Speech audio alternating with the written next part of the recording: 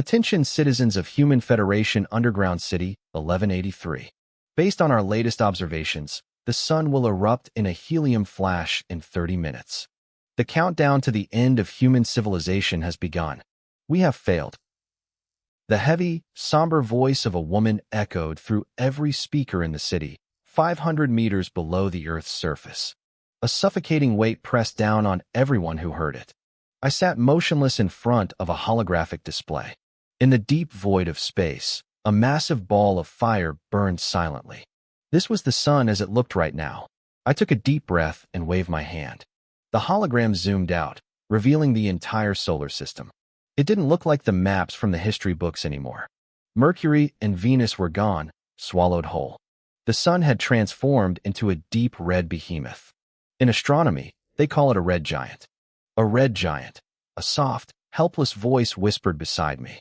Lin Yuan, is humanity really going to perish like this? I turned to look at the woman sitting in the chair next to me. She wore a white lab coat, her eyes fixed blankly on the projection. This was Su Yutong. As the chief scientist of the Academy of Sciences, she was my partner and my most brilliant assistant. Yes, I sighed softly. It's over for us. There are 20 minutes left. Do you want to go to the surface and see it? Su Yutong's eyes flickered. She stood up slowly, reaching back to unbind her long black hair. She looked at me and gave me a radiant smile. Of course. We stood in the elevator of Underground City 1183, encased in heavy protective suits. We didn't speak. The numbers on the screen ticked upward, showing our depth. My mind drifted back through the years. In the year 2045, the sun, the source of all life, was hit by an unknown influence. It skipped its prime and aged prematurely.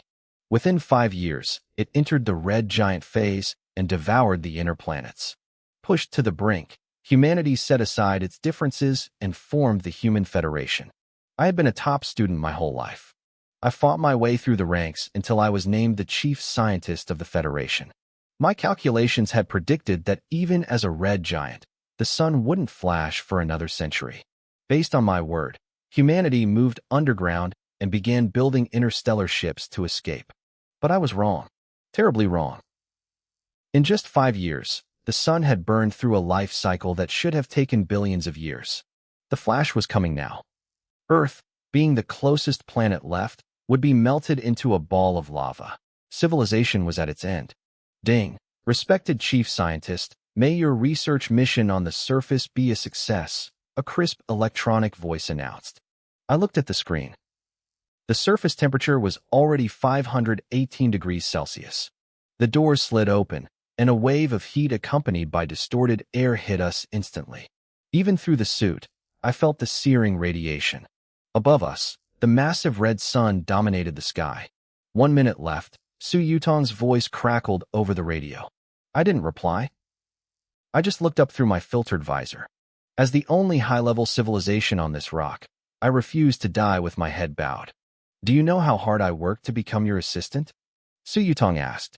Her voice sounded peaceful, like someone who had finally let go of a heavy burden. Do you know why I did it? It's because I love you, Lin Yuan. My pupils shrank. Before I could react, the flash happened. An impossibly bright white light erupted from the red giant, washing over the earth. In an instant, my consciousness vanished. Everything turned a deep, vibrant green. A white line began to stretch across the void, drawing a vertical tree diagram. I looked at it, confused. What was this? A faint light flickered at the bottom of the diagram. My eyes were drawn to the text, Nuclear Power Control, Controlled Nuclear Fission. Then, the white area climbed higher. Nuclear Power Control, Controlled Nuclear Fusion. As the words brightened, a flood of formulas, symbols, and data surged into my mind, drowning my consciousness. Lin Yuan, Professor Guan is calling you. I felt a nudge. My vision blurred and then snapped into focus. I wasn't on the surface of a dying Earth. I was in a classroom. I looked at the old man standing at the podium, frowning at me. My heart skipped a beat. Professor Guan Huayang? He died 5 years ago. Lin Yuan, the professor barked. This is the first lecture of university physics. If you hate physics this much, why did you join this department? I stood up instinctively, my mind a mess. I looked around at the familiar desks and the faces of my old classmates. This was my university. If I remembered correctly, this was the first lecture of my sophomore year. I fumbled for my phone and hit the screen. September 6th, 2030. I was back. I had been reborn. A storm of emotions hit me: confusion, grief, and a tiny, flickering spark of hope. My parents named me Lin Yuan, a name meant to signify longevity and prosperity. It seemed they were right. In my past life, I reached the pinnacle of human status, but my mistake led to the extinction of my race. This time, I would change everything. But how? Lin Yuan, are you listening to me? Professor Guan's face was flush with anger. In all his years at Sanka University, he had never seen a student so disrespectful. I looked at the professor, then at the blackboard behind him. A thought sparked in my mind. To change the future, I needed a way to stand out immediately. I needed an opportunity to prove myself to the world.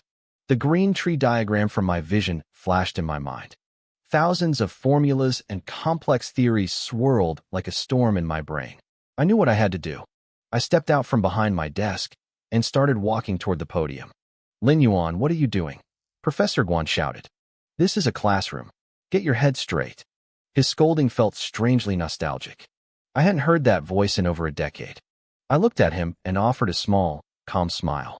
Professor Guan, I said softly, I'm sorry, but I'd like to show you something. I needed to borrow the blackboard. Professor Guan looked at me with a mix of shock and pure rage. In all his years of teaching, he had never seen a student try to hijack his lecture like this. Before he could speak, I walked right past him, grabbed a whiteboard marker from the podium, and turned to the board. Guan actually laughed, but there was no humor in it. I hadn't even waited for his permission. I had just taken it. Student Lin, he said, his voice low as he struggled to suppress his anger. I am giving you one last warning. Return to your seat now, and I might consider letting this slide. I straightened my back and looked him dead in the eye. My gaze was deep, carrying the weight of a man who had seen the end of the world. Guan's words died in his throat. His pupils shrunk. For a second, he looked like he was seeing a ghost. Later, he'd tell me I reminded him of his old mentor, one of the top scientists in the country, a man who carried an air of absolute authority. But to everyone else, I was just a sophomore who had lost his mind. Holy crap, whispered a skinny guy with black-rimmed glasses in the front row. That was Wu Qi, my roommate. He was the one who had nudged me awake earlier. Is he trying to get expelled? I didn't care about the whispers. I didn't care about the trouble. I turned to the board and began to write. The marker squeaked against the surface. Formula after formula appeared in clean, elegant strokes. Guan's eyes widened slightly. You don't get handwriting that's steady without years of practice. But as he read the actual content, his brow furrowed. This wasn't undergraduate material. This was something else entirely. His anger began to fade, replaced by a sharp, academic curiosity. He stopped trying to kick me out. Instead, he crossed his arms and stood to the side, watching me work. As the equations grew more complex and diagrams began to take shape, Guan's breathing hitched. If he wasn't mistaken, this was data regarding controllable nuclear fusion. How could a college kid know this? His anger was gone now, replaced by a sudden, protective spark. This kid wasn't a troublemaker. He was a national treasure. I didn't stop. The board was becoming a dense forest of knowledge, detailing everything from fusion device schematics to plasma stability. Guan nodded to himself. This was roughly where the country's current research stood. He was about to speak, to ask me where I'd learned this, when I suddenly hit a wall. I ran out of room. I frowned, my eyes darting around until they landed on the large projector screen. I didn't hesitate. I stepped over and started writing directly on the white fabric. It wasn't the best surface for a marker, but I didn't care. I had to get this out. The storm in my brain was screaming to be released onto the white space. Wait, not the screen. Guan started to shout, but he stopped mid-sentence. He stared at the new set of formulas. His heart skipped a beat. This was a synthesis method for a completely new material. He searched his memory, digging through every paper and journal he had ever read, but found nothing. It was entirely original. What is this? He muttered to himself. A flash of light caught his eye. He looked toward the desks and saw several students holding up their phones, recording the whole thing. Guan's face darkened instantly. He didn't know exactly what I was writing yet, but his gut told him this was high-level intel. It couldn't leave this room. Everyone, put your phones down, he barked. Delete the recordings. Now. He paused, then added a final command. No one leaves this classroom until I say so. 30 minutes later, my hand finally stopped moving. I was covered in a thin layer of sweat. The last part, Guan said, his voice trembling slightly. It's a synthesis method for a new material, isn't it? I turned around and gave him a calm smile. Yes. It's the key to solving the containment problem for controllable nuclear fusion. Guan gasped. The biggest hurdle for fusion was the heat, hundreds of millions of degrees that no material could withstand. He looked back at the screen, his eyes scanning the rigorous, beautiful logic of the derivations. He was a physics professor, not a material scientist, but he knew enough to see the genius in front of him. This wasn't a student, this was a master. This material can handle the temperatures, I said quietly, my eyes shining with a cold, determined light. Combined with a stellarator, we can achieve stable fusion. Professor, I need your help to verify these calculations. Guan swallowed hard, feeling like he was dreaming. What? What do you want me to do? I need an official review, I said firmly, and I need a lab. Guan didn't waste another second, grabbing his phone and starting to dial. Hello? Professor Chen? You need to get over here. Now. No, I'm serious. I don't care what you're doing. Bring Dean Tian with you. He hung up and dialed another number. The university's nuclear physics lab. Old Kai, listen to me. I have a sophomore student who just derived a new material for nuclear fusion on my blackboard. No, I haven't been drinking. Just get here. 20 minutes later, the classroom was empty. The other students had been cleared out, their phones wiped of any evidence. Only Professor Guan and I remained, sitting in the quiet room, waiting for the world to change. I looked at Professor Guan Huayang, feeling a bit uneasy about the students who had just been escorted out.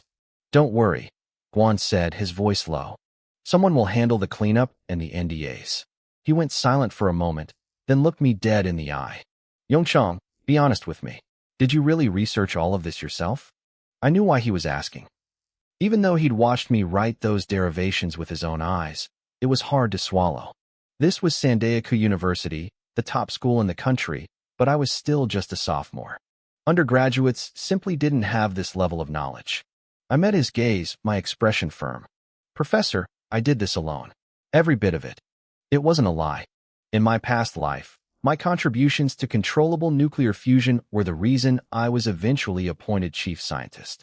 Back then, mastering fusion was the only way humanity could survive in the underground cities.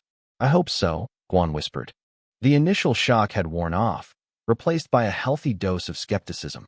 He closed his eyes to rest. He was old, and the excitement had drained his energy.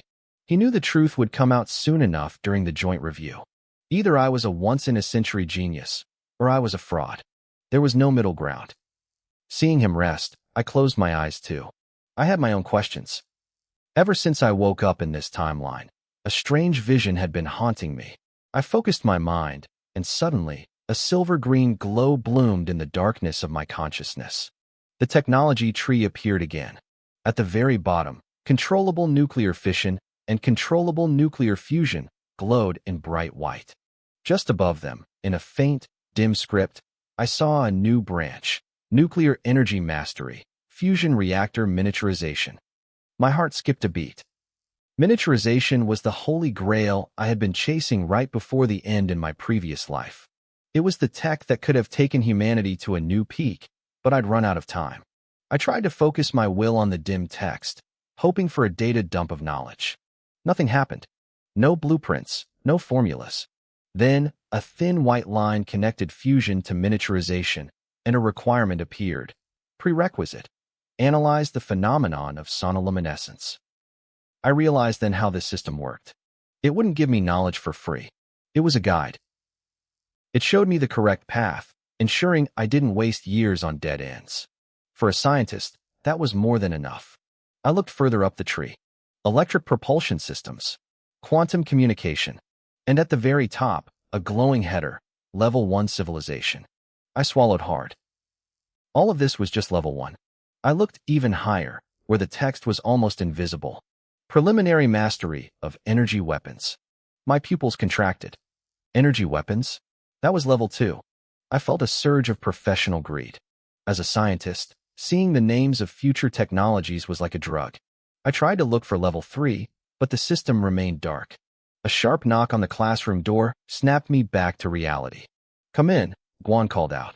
The door opened, and several gray-haired professors walked in, their faces grim. The man leading them didn't even look at us. His eyes went straight to the blackboard. He scanned my work, his expression shifting from curiosity to pure shock. Finally, he looked at me. I didn't flinch. "Professor Guan," the old man said, "is this the genius student you mentioned?" "Dean Tian," Guan replied, nodding. "This is Lin Yongchang, a sophomore in the physics department." He turned to me. "Yongchang, this is Tian Jishuan, the dean of the School of Materials Science. If you want to know if your new material is actually possible, he's the man to ask." "Hello, Dean Tian," I said, standing up. Tian Jishuan just nodded, his eyes glued back to the board. He looked at the basic fusion formulas first. They were standard, but the elegance and precision of my derivations made his eyes light up. Then, he reached the section on the new material. He stood there in silence. I could see the gears turning. Whether the math was right or wrong, the logic was beautiful. "Yongchang right," Tian said, turning to me with a sudden, predatory smile.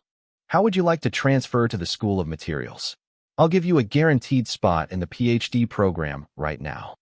Guan jumped out of his seat. "Hey, old man Tian, you can't just walk in here and poach my student." Tian ignored him, stepping closer to me. "Did you teach yourself all this material science, kid?" I glanced at Guan and nodded. "Yes. It's all self-taught." Tian's eyebrows shot up. A true natural talent.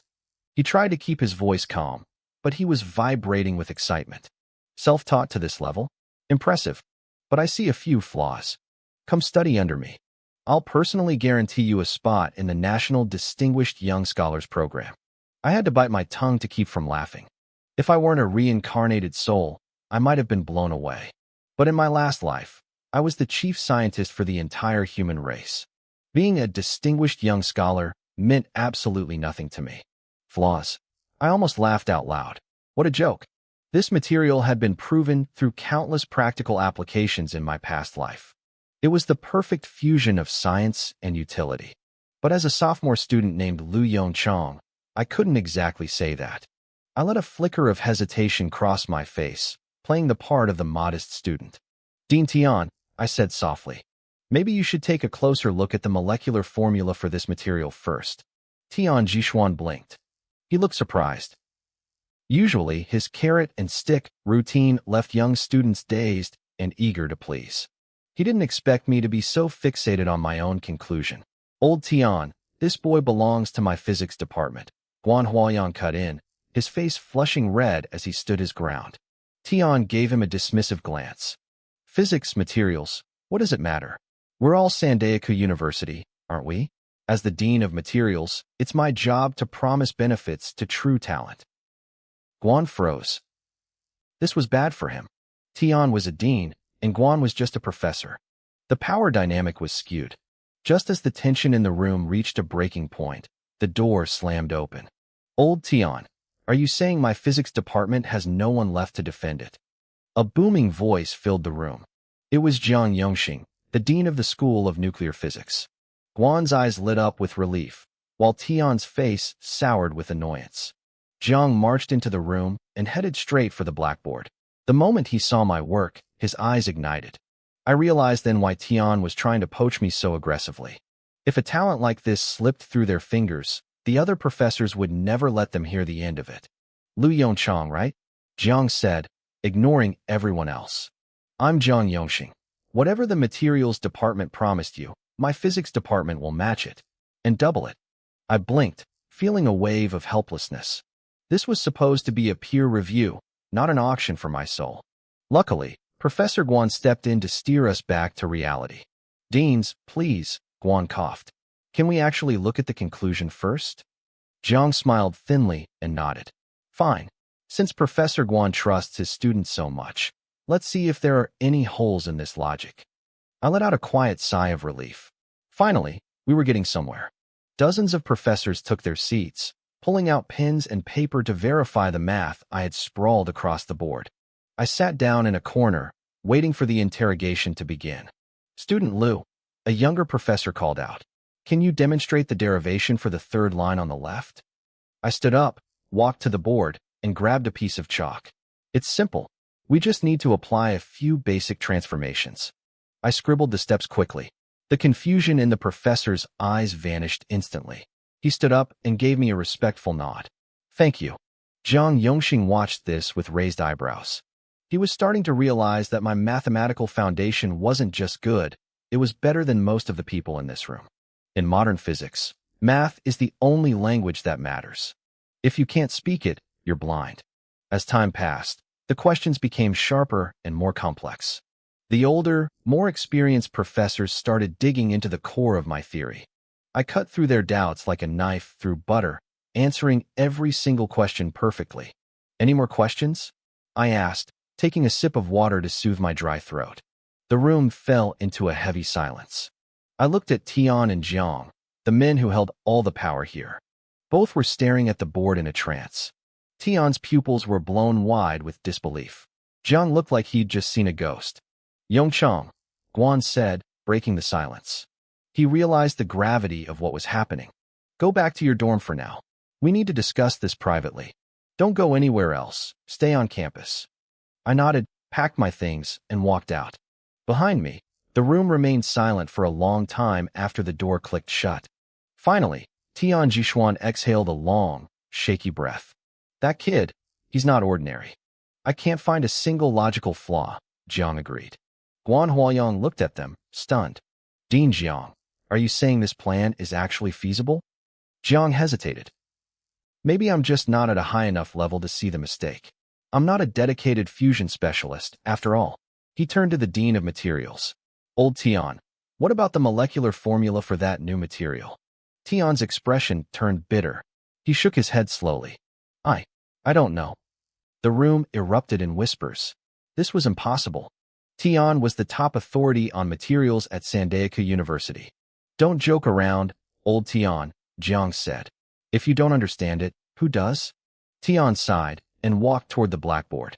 He ran his hand over the rough surface of the projection screen, looking at my formulas as if they were ancient runes. "The more you know about materials, the more you realize how ignorant you are," Tian whispered. "I can tell you for a fact that this formula has never appeared anywhere in the world. I don't know its exact limits, but its resistance to heat and pressure would be staggering.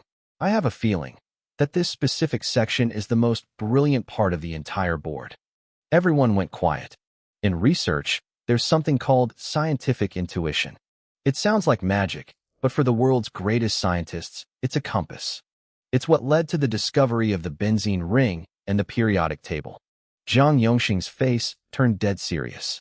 He looked around the room. "If that's the case, I'm calling an emergency joint meeting immediately. Every professor from materials and nuclear physics needs to be here. Get the people from the nuclear lab out of their bunkers. We discuss this now." He paused, his voice trembling slightly with hope. "If this is real, the day of our nation's great revival starts today." The early September heat was suffocating. A fierce sun beat down through the thick leaves, scattering spots of light across the asphalt road.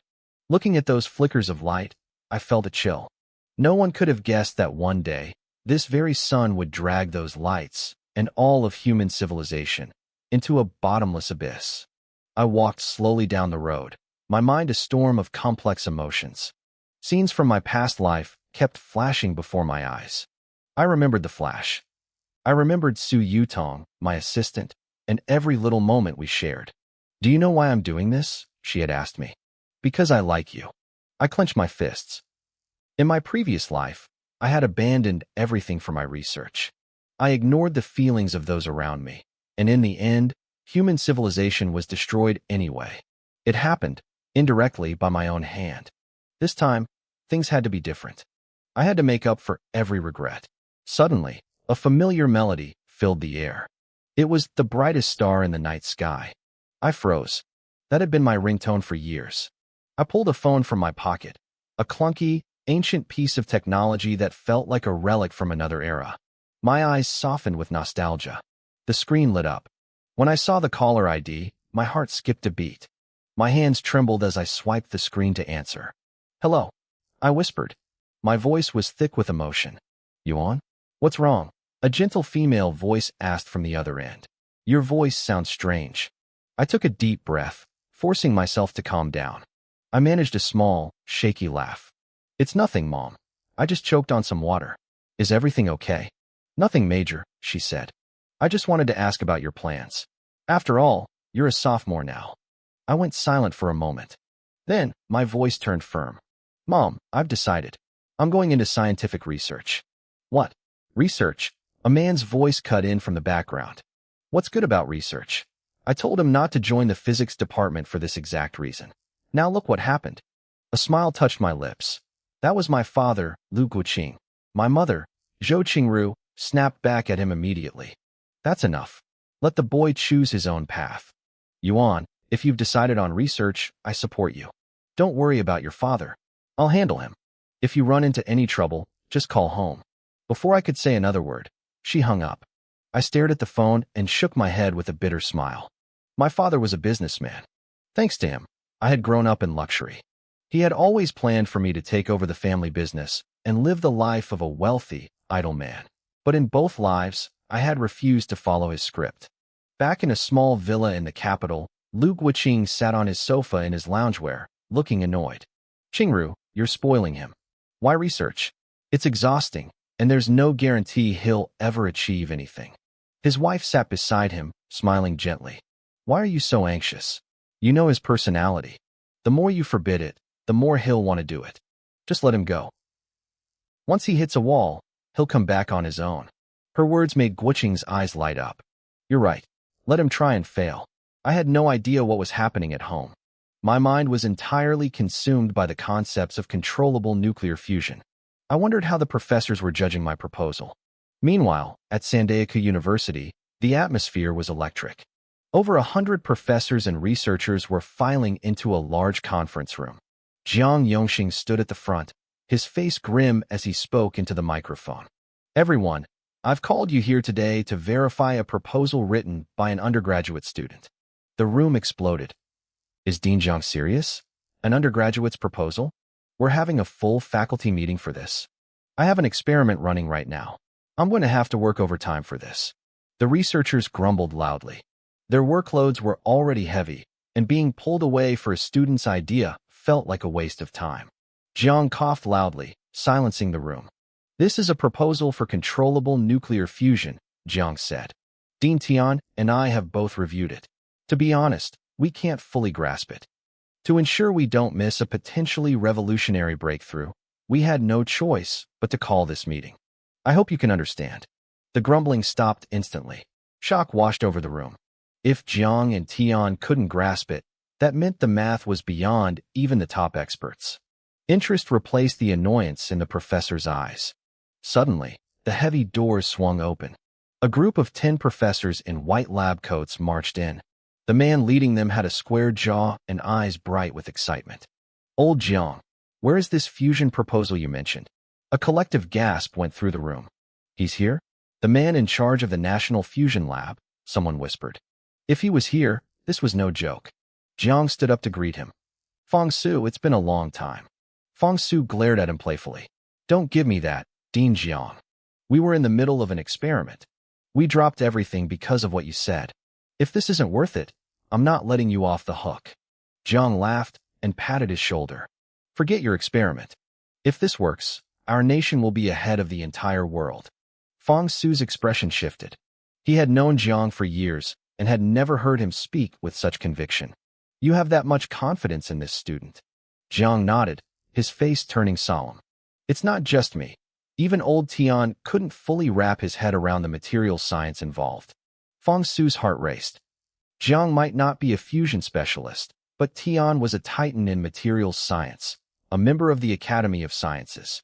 If he was stumped, this was serious. "Fine," Fong Su said.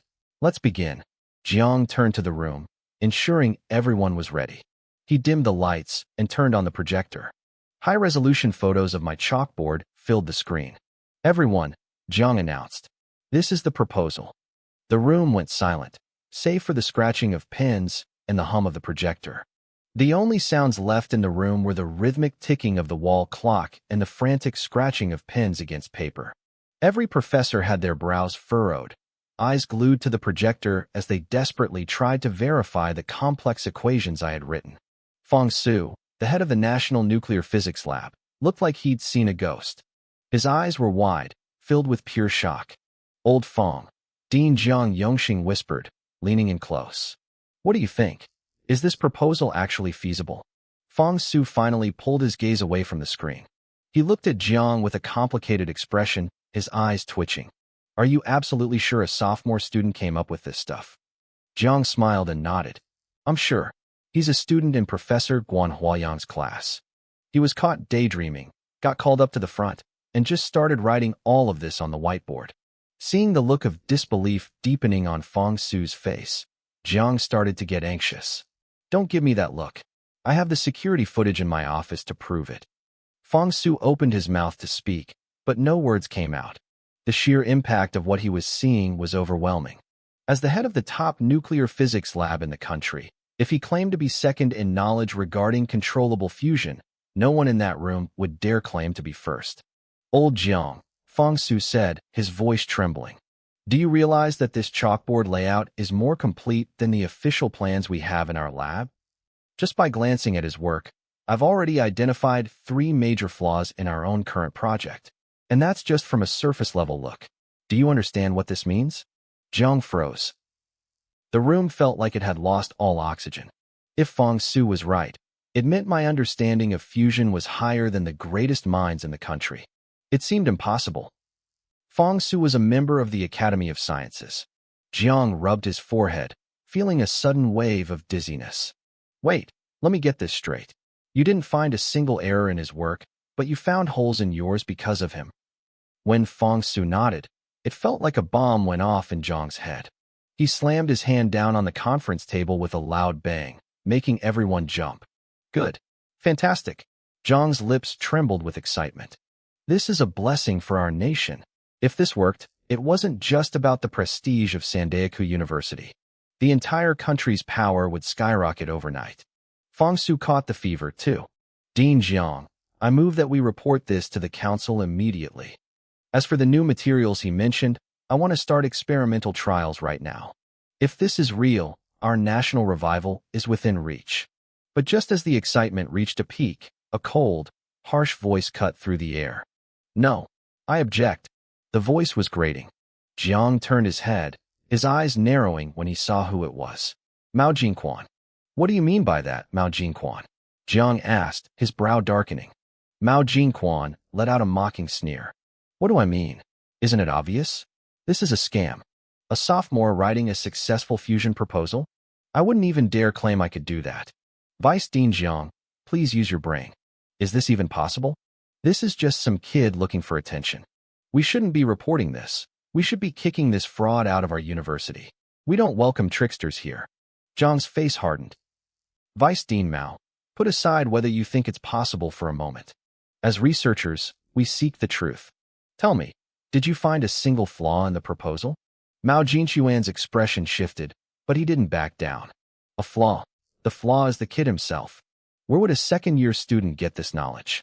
And look at this material derivation. Just a few strokes of a pen, and a new material appears? Are you joking? Where's the data? A proposal without experimental data is nothing but a fairy tale." A few professors in the room started nodding. It was a valid point in their eyes. The plan looked perfect, but it had no foundation in physical testing. It was all theory. Jiang let out a cold laugh. He was losing his patience. "Vice Dean Mao, tell me, where's a sophomore supposed to get access to a multi-billion-dollar lab to get that data? As a scientist, your first response shouldn't be impossible." Fong Su couldn't stay silent either. He stood up and stared Mao Jingquan down. "You say this lacks data? Do you have any idea that this plan is more refined than the one in my lab? My lab's plan is built on years of physical experiments, yet this student's work surpasses it. You know nothing, yet you scream impossible. I don't see a shred of scientific spirit in you." Fong Su didn't hold back. He didn't work for the university, so he didn't care about Mao Jinquan's rank. Mao Jinquan turned to Jiang, his face red with anger. Dean Jiang, you're letting him. Enough. Jiang interrupted, waving his hand dismissively. Vice Dean Mao, you look tired. Go home and rest for a while. You don't need to worry about college affairs for the time being. Mao Jinquan gasped. He couldn't believe Jiang was sidelining him over a student. He laughed bitterly. You're actually removing me? For a sophomore? Jiang looked at him with pure disappointment. I'm not doing this for a student, Mao Jinquan. I'm doing this for science. For the future of this country. Yes, there is no data yet. But tell me, if this proposal is real and we follow your advice to ignore it, do you have any idea how much our nation would lose? Mao Jinquan glared at them, grabbed his things, and stormed toward the door. Fine. I'll stay back and watch you all fail while you pin your hopes on a 20-year-old kid. The door slammed shut with a heavy thud. Jiang shook his head and looked at Fong Su. I'm sorry you had to see that. Fong Su looked thoughtful. Old Jiang, you need to clean house in this department. If your vice dean cares more about ego than research, you've got a problem. Jiang nodded silently. He turned his gaze back to the room full of professors and researchers. Seeing the look in his eyes, they all lowered their heads, suddenly very interested in their notes. The older professors knew exactly what was coming. A storm was about to hit the physics department. I assume you've all finished reading the proposal by now, Jiang Yongxing said, his voice cutting through the heavy silence of the lecture hall. If you have doubts, speak up now. A few minutes passed. No one moved. No one breathed. Jiang let out a soft, dry chuckle. Since there are no objections, we'll move to a vote. The motion is simple.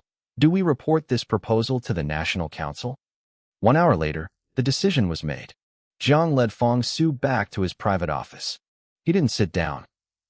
He walked straight to his desk, picked up the landline, and pressed a dedicated, secure button. Professor Jiang, a voice answered after a few seconds. How can I help you? I need you to patch me through to the National Council, Jiang said, his voice steady but urgent. I have a report regarding controllable nuclear fusion. Understood. Please hold. The wait wasn't long, but it felt like an eternity. Then, a deep, calm male voice came through the receiver. Dean Jiang? This is Hong Qiming, Minister of Science and Technology. Jiang's eyes flickered. He hadn't expected the minister himself to pick up. It was a clear sign. The higher-ups were becoming obsessed with the fusion race. Minister Hong, Jiang began. He didn't waste a single word, laying out the entire sequence of events. The classroom, the blackboard, and the student. Dean Jiang, are you being serious right now? Hong's voice crackled with disbelief. A sophomore wrote a high-feasibility fusion proposal on a chalkboard. Jiang gave a bitter smile and looked at Fong Su. He knew this would happen. Nobody would believe a dean alone. He handed the phone to the materials expert. Minister, this is Fong Su. It's all true. I've seen the math. I'm willing to stake my reputation on it. This proposal is highly viable. There was a long pause on the other end. I see. Fong Su hung up and set the receiver back in its cradle. What did he say? Jiang asked, leaning in. Fong Su's face was grim. He said this is too big for him to handle alone. He's taking it directly to the council chairman. Jiang gasped, the air leaving his lungs in a rush. Chairman Li, we're going all the way to the top over this. There's something you don't know yet, Fong Su whispered. Things went sideways for us at ITER. Jiang's face turned pale. What? What happened at ITER? I knew the weight of that name. ITER, the International Thermonuclear Experimental Reactor. It was the massive, multi-nation project building a tokamak device to prove fusion was possible. My country was a member, paying billions for a seat at the table just to get a glimpse of the data. We didn't build our own because it was too expensive and too risky.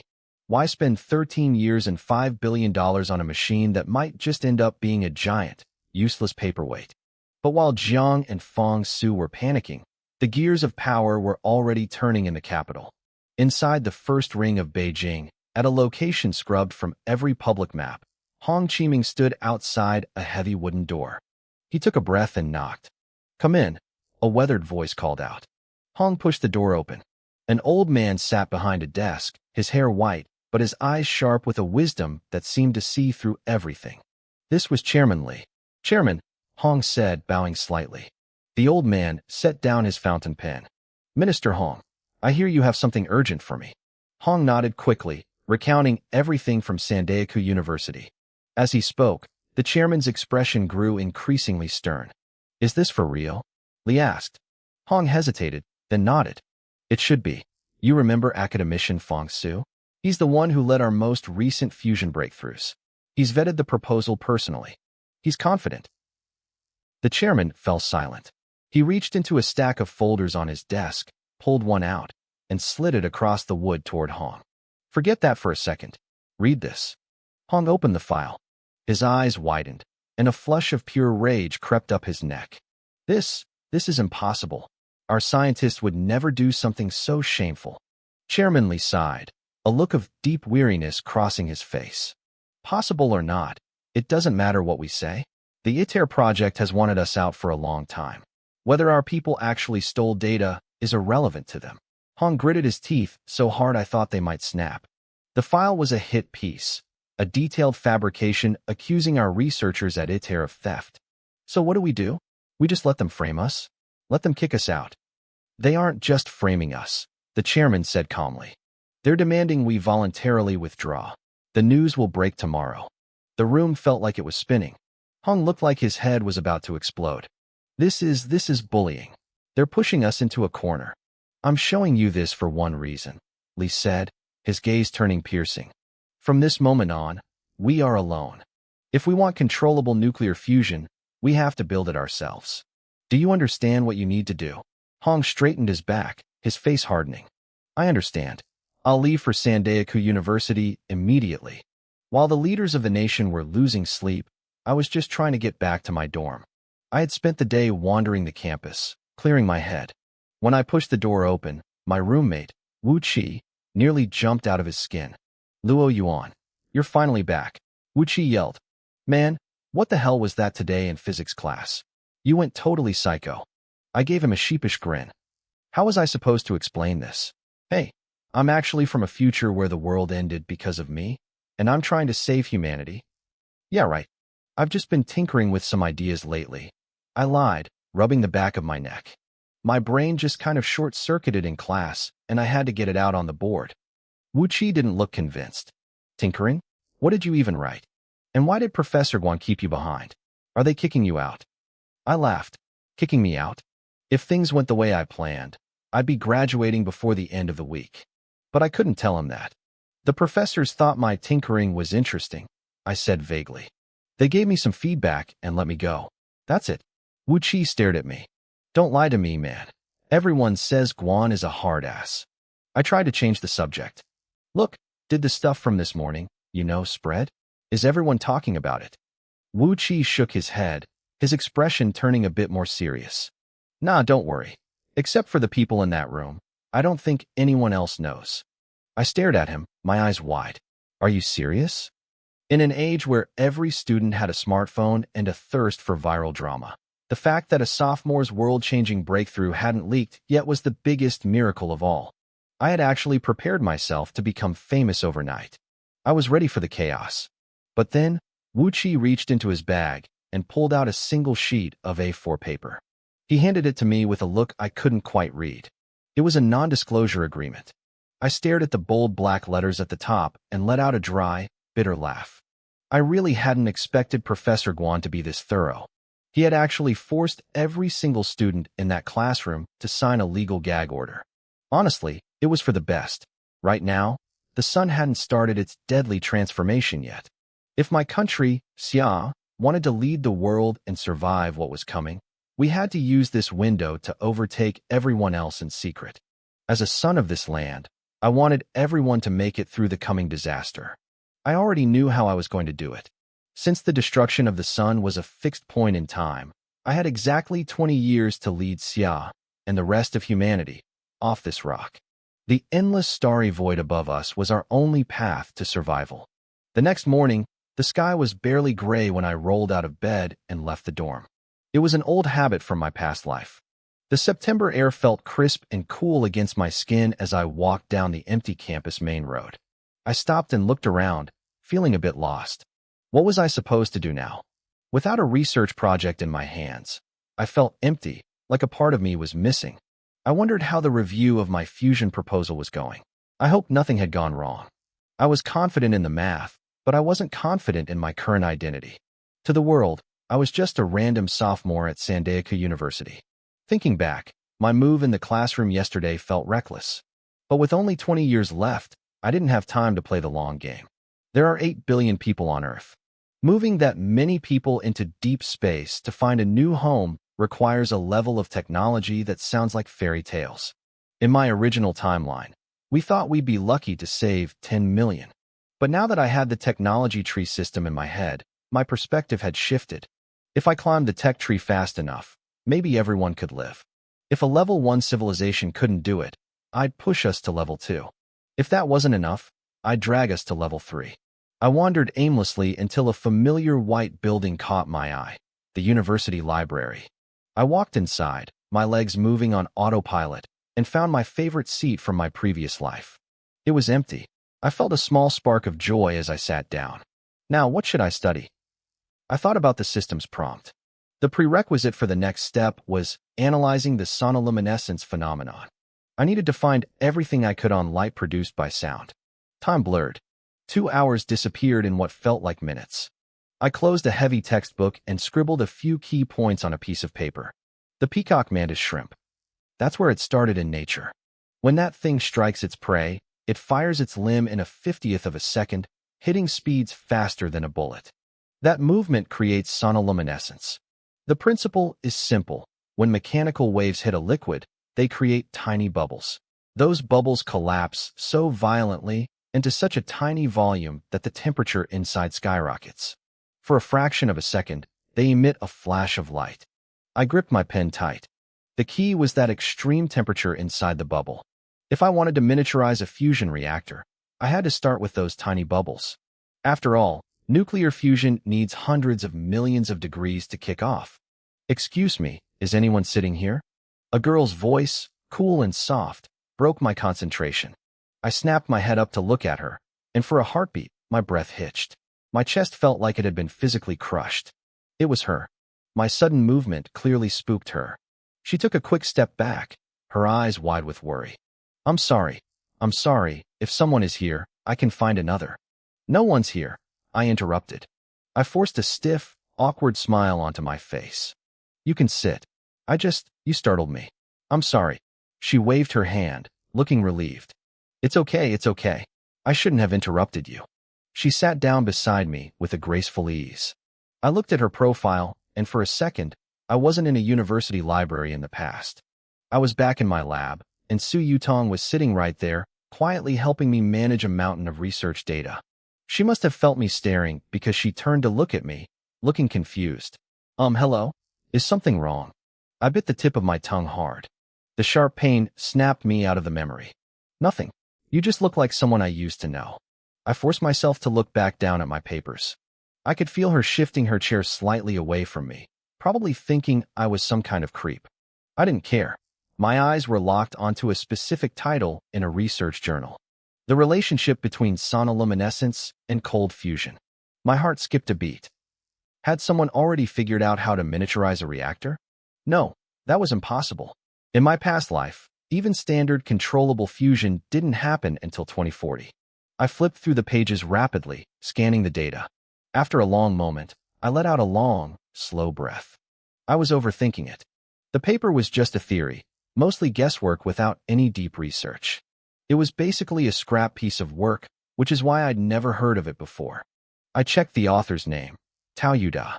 The paper wasn't much use, but this guy's scientific intuition was incredible. If he was someone I could mold, he might be worth seeking out. I decided right then that if I ever built a research team in this life, I'd recruit Tao Yuda. He had the kind of raw intuition you couldn't teach. Asterisk click, click, click. Asterisk the sound of a ballpoint pen being rapidly clicked shattered my focus. I frowned. In my past life, I actually blew up at someone for doing exactly that. During a high-pressure research project, the rhythmic clicking of a pen was like a ticking time bomb for my nerves. I looked toward the noise. It was the girl sitting next to me. She was holding a bright pink ballpoint pen, staring intensely at a workbook while her thumb mindlessly hammered the top of the pen. I felt a wave of helplessness. I remembered now. Back in my previous life, Su Yutong had this exact habit. I had lost my temper with her once, and she never did it again. But right now, this version of her hadn't been corrected yet. I knew if I didn't solve whatever problem was bothering her, that clicking would haunt me all day.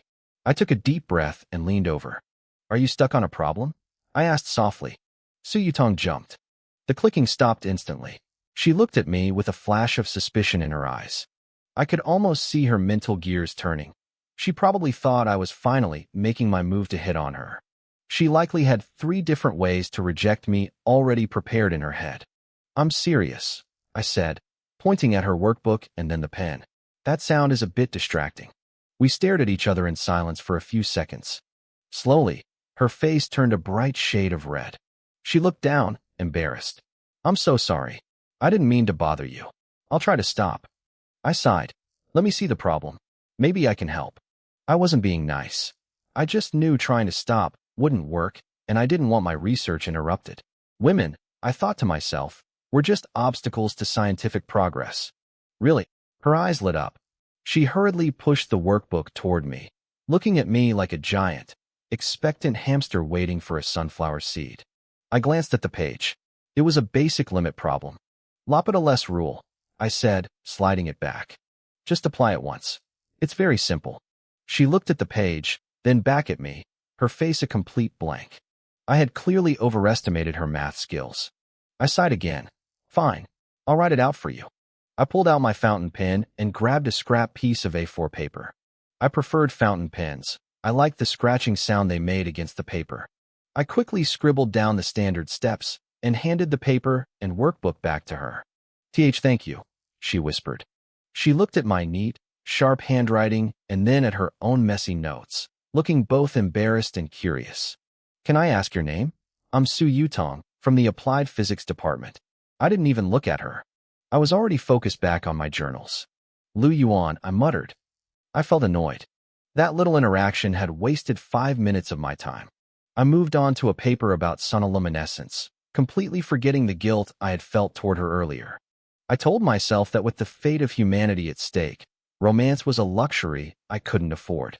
Besides, this Su Yutong didn't even know me yet. She turned back to her work, looking a bit rejected.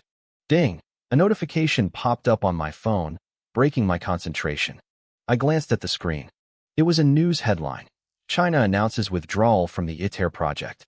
The headline was sensationalized, questioning the ethics of our researchers. My heart sank. I remembered this. In my past life, China was targeted and marginalized within the International Thermonuclear Experimental Reactor Project. We were forced to leave, which set our domestic fusion research back by at least 2 years compared to the West. That delay had cost us dearly in the future global power struggle. It wasn't until I became the chief scientist of the Human Federation that China's status finally recovered. Only then did I learn that the scandals leading to our withdrawal were all fabrications and traps. My eyes went cold as I stared at the screen. As a son of China, I wouldn't let it happen again. So what if they kicked us out? I would make sure every country that targeted us realized that the future belonged to us. I packed my things immediately. I couldn't wait any longer. I needed to find Professor Guan Huayang and see where my proposal stood. "Wait, you're leaving?" Su Yutong asked, her voice clear and surprised. I gave a brief nod and walked away without a word. "Wow, how cold," she muttered to herself, watching me go. "Good luck staying single forever." Then, her eyes fell on the A4 paper I'd left behind. As she looked at the dense equations and symbols I'd scribbled on the back, her jaw dropped. She covered her mouth with her hand. She had thought I was a sophomore like her, but looking at this, she was convinced I had to be some genius grad student or a PhD candidate. A seed of curiosity began to take root in her mind. Meanwhile, at the Sandayaku University Physics Lab, a loud bang echoed from the innermost office. The researchers outside jumped, their hands shaking as they stopped their work. They all looked toward the door in shock. "What's wrong with Academician Fong?" one researcher whispered. Another shook his head, looking just as confused. "I don't know. Our recent experiments haven't failed. Why is he so furious?" Before they could speculate further, the office door swung open with a violent crash. Academician Fong Su marched out, his face flushed a deep, angry red. He was muttering under his breath, his voice trembling with rage. The entire laboratory went silent. We all watched him, frozen. Damn them, he hissed. How could the ITR do this? One of the researchers finally found his courage. He stepped forward, his voice barely a whisper. Academician Fong? What happened with the ITR? Fong Su snapped his head up. His eyes were bloodshot. He looked at the researcher for a long moment before speaking, his voice heavy with bitterness. The ITR is claiming our scientists copied experimental data. They're accusing us of theft. The room erupted. The researchers started shouting, their faces pale with shock. Is that true? Did someone actually do it? Fong Su shook his head violently. Of course not. Our scientists are men of integrity. Their characters are beyond reproach. They would never stoop to something so disgraceful. Then, what is the ITR going to do? Someone asked, their voice trembling. In the world of high-level research, a theft accusation is a death sentence. Even in a private lab, you'd be blacklisted forever. For an international organization like the ITR to make this claim, the consequences were unthinkable. Fong Su closed his eyes. He looked like he had aged 10 years in a single moment. He let out a long, ragged sigh. China has officially announced its withdrawal from the ITR project. Silence fell like a heavy shroud. Every researcher stared at him in disbelief. The news had just broken that morning. We were being cut off from the world's most advanced fusion project.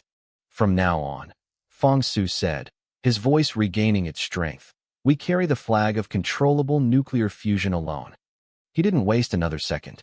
He walked to a computer and pulled up the photos of the blackboard I had filled with equations. Everyone, stop your current tasks. We are shifting all resources to preparing a new material. While the lab was descending into a frenzy of new activity, I was walking through the gates of Sandaeku University. A black Audi A6 cruised past the security post, heading straight for the physics building, but I didn't pay it any mind. I had my own mission. I reached Professor Guan Huayang's office and knocked. It's open. Come in. A voice called out. I pushed the door open. When Guan Huayang saw me, he stood up immediately, dropping his pen. He didn't treat me like a student anymore. After yesterday's meeting, he looked at me as an academic equal, maybe even something more. To him, I was the rising star who held the key to the future. Lu Yuan, what brings you here? He asked. I didn't offer any pleasantries. Professor, did you see the news? Guan Huayang's expression darkened instantly. You mean the ITR incident? I nodded slowly. He sighed and gestured for me to sit down.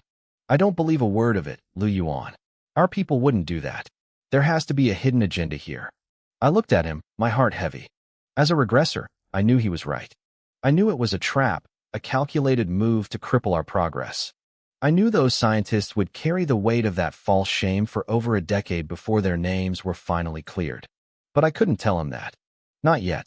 I clenched my fists in my lap. The injustice burned, but I had to stay focused. Professor, what about the results from yesterday's review? Guan Huayang blinked. Then a small smile played on his lips.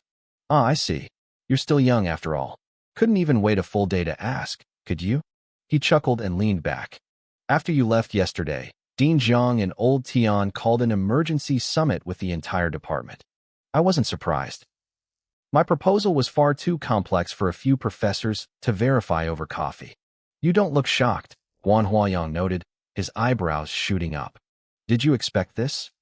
Of course, I said calmly. Old Tian is a materials expert, but he isn't a specialist in fusion. It's only natural he'd want a second opinion. Guan Huayang stared at me. It was a strange sight. A 20-year-old student talking about legendary deans and experts like they were his peers. But I had the knowledge to back it up. Well, Guan said, his eyes gleaming. What if I told you the summit approved your proposal? And not only that, it's already been submitted to the National Council. My heart skipped a beat. That fast. It's already with the council? Guan Huayang laughed, clearly enjoying my reaction. After the meeting, Old Tian and academician Fong Su decided together. They realized your plan was too important to wait. The council will decide if we go all in on your design.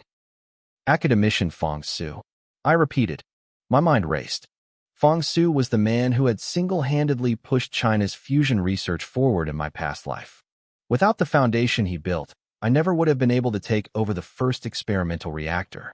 Yes, Guan Huayang said, taking a sip of his tea. He's the head of the nuclear physics lab here. He's a giant in the field. I felt a surge of relief. My gamble had worked. On only my second day back in this time, I had successfully connected with the top minds of the nation. I knew exactly how brilliant Fong Su was. In a world where the West tried to monopolize the future, he was the one who had kept us in the race for decades. Now, with my knowledge and his resources, we weren't just going to stay in the race. We were going to win it. I stood there thinking about Fong Su. In my past life, his work was the foundation for everything. But my thoughts were interrupted by a sharp, rhythmic ringing. It was Guan Huayang's phone. Guan frowned, clearly annoyed at the interruption. He picked it up with a gruff greeting. Who is this? This is Guan Huayang. In an instant, his annoyance vanished. His back straightened, and his expression turned stone-cold serious. What? Minister Hong is here? Yes, I understand. Lu Yongchang. He's right here with me. Fine. I'll bring him over immediately. He hung up and looked at me with a strange, unreadable expression. Yongchang, I assume you aren't busy for the next hour? I didn't even have time to answer. Actually, it doesn't matter, Guan said, grabbing his coat. Even if the sky was falling, you're coming with me. Professor, what's going on? I asked. Guan's gaze intensified. Tell me, kid, have you ever talked to a high-ranking government official before? My heart hammered against my ribs. Professor, it seems the ITER situation has finally pushed the council too far, Guan whispered, mostly to himself. I didn't expect this to draw out the Minister of Science and Technology himself. We hurried toward the Sandaika nuclear physics lab inside. Academician Fong Su was already deep in conversation with a man named Hong Chiming. Hong was the minister, a man with a heavy presence. Minister Hong, Fong Su asked, his voice low. What did Councilman Li say about all this? Is it about ITER or Lu Yongchang's fusion proposal? Hong Chiming looked at him thoughtfully. Both. There was a long silence. Hong seemed to be weighing his words. Academician Fong, you have to trust us. The nation would never sacrifice long-term survival for a small, short-term gain. Fong Su's eyes widened. He understood. There was a hidden layer to the ITER withdrawal. I believe that even without ITER, we can develop controllable fusion on our own, Hong continued. His voice was firm, filled with a quiet power. Since our founding, we have never let small obstacles slow our progress. Have we?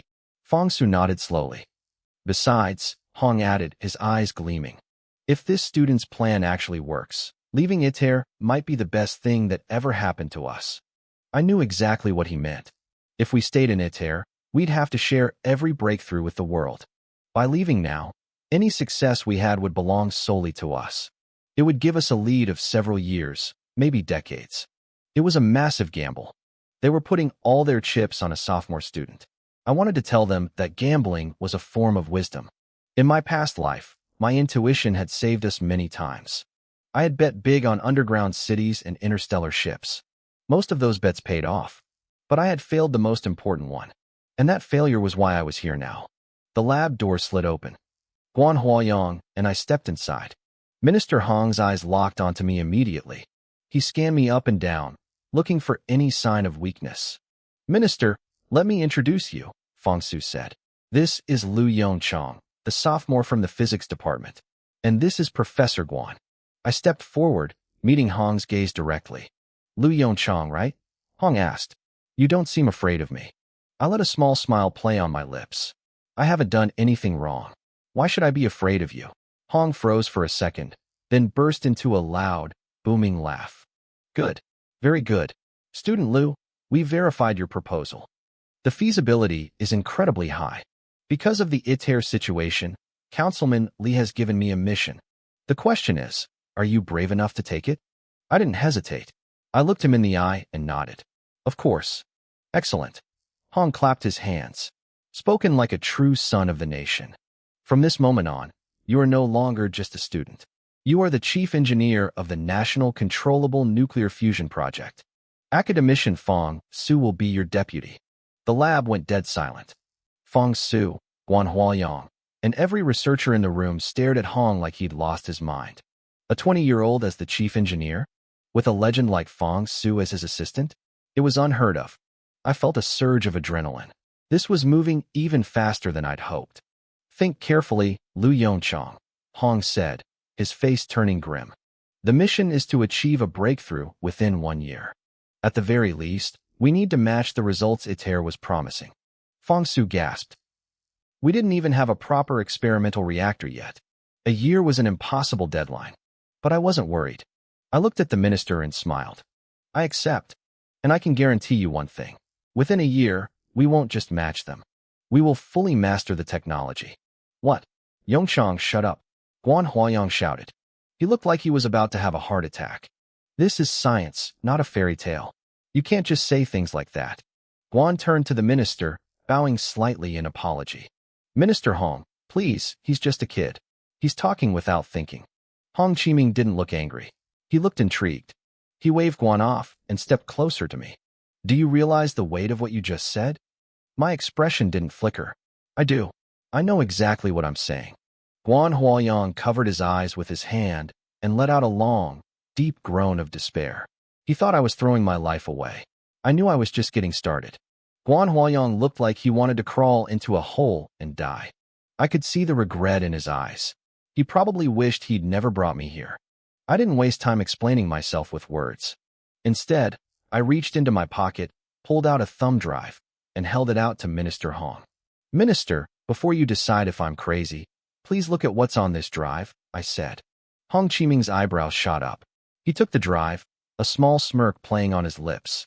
You're an interesting kid, Lu Yongchang. But you know the consequences of lying to a high-ranking official, right? He didn't wait for an answer. He turned to the lead scientist. Academician Fong, do me a favor. Project this. Let's see what kind of surprise the boy has for us. Fong Su sighed heavily as he took the drive. As he walked past me, he shook his head. I could tell what he was thinking. He felt like the country was gambling its future on a brat. He probably thought the whole situation was a joke. I remained calm. I knew exactly what was on that drive. It was the result of me pounding away at my keyboard all night in the dorms. It wasn't everything, but it was enough. A complete, detailed blueprint for a fusion reactor core. It had been a massive amount of work, but my brain was still wired with the desperate efficiency of my past life. A few minutes later, the projector hummed to life. Fong Su plugged the drive into the laptop. His eyes widened the moment the file list appeared. He double-clicked. A massive, incredibly complex technical drawing splashed across the white wall. The room went silent. This is, Hong Qiming whispered, his pupils shrinking. Every researcher in the lab froze. They stared at the wall like they were looking at a miracle. Fong Su was the first to connect the dots.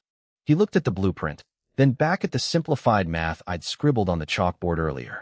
He swallowed hard. His voice was raspy when he finally spoke.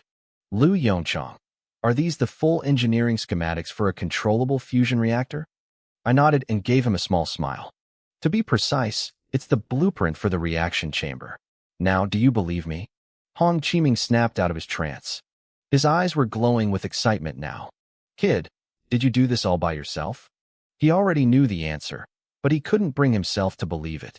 A project like this usually required years of work from multiple elite teams. It required a level of knowledge that no 20-year-old should possess. I nodded again, confirming his suspicion. Hong's hands trembled slightly. He didn't understand the physics, but he could read the faces of the experts in the room. They were terrified. Fong Su let out a long, shaky breath. He looked at me with a mix of awe and confusion. Just moments ago, he thought I was a mistake. Now, he looked like he wanted to swear. I could see it in his eyes. He realized I wasn't just a genius. I was something else entirely. How long? Fong Su asked, his voice trembling. How long did it take you to finish this? I glanced at him and decided to play it safe. About a year or so. A year. Fong Su's face contorted. You did all of this in a year? He looked like he was having a breakdown. If I did this in a year, what had they been doing for the last decade? They must have felt like they'd been wasting their lives. I kept my mouth shut. I couldn't tell him I actually did it in a single night. If I told him the truth, they'd probably put me on a dissection table to see how my brain worked. It's just the reactor core, I said, trying to sound humble. There's still a long way to go for the full system. Fong Su's lip twitched. I was definitely laying the arrogance on thick, even if I didn't mean to. But then, he noticed something in the drawings. His eyes narrowed. Wait, this reactor. Fong Su's voice turned sharp. Everyone tensed up. Hong Qiming looked worried, thinking there was a mistake. This isn't a tokamak design. I smiled. I knew he'd catch it. You're right, academician Fong. It's not. It's a stellarator. I leaned back against the table. If my math is right, the International ITER project will never keep a reaction stable for more than 30 minutes, right? Fong Su nodded slowly. Our latest data shows they hit 26 minutes.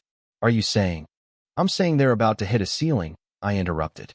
The tokamak design isn't the optimal path for true controllable fusion. The room felt like it lost all its oxygen. Fong Su stood there, stunned. How is that possible? If you're right, humanity has been heading down the wrong path for decades. I understood his pain. In my past life, my country poured everything into tokamak research to break the global monopoly. We worked ourselves to the bone, but we could never cross that 30-minute threshold. It broke the spirits of an entire generation of scientists.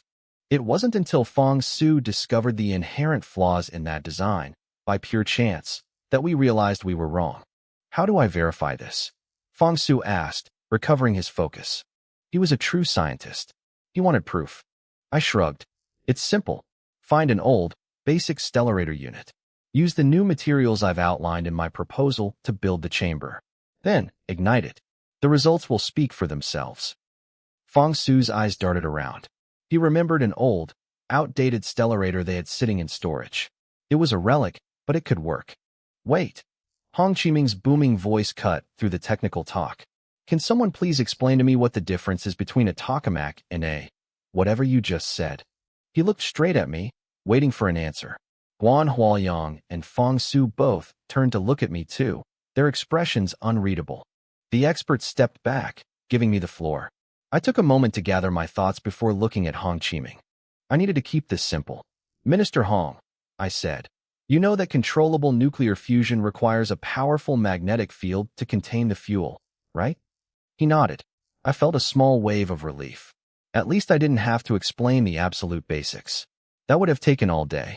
Simply put, the tokamak design uses a plasma current to create its magnetic cage. The stellarator is different.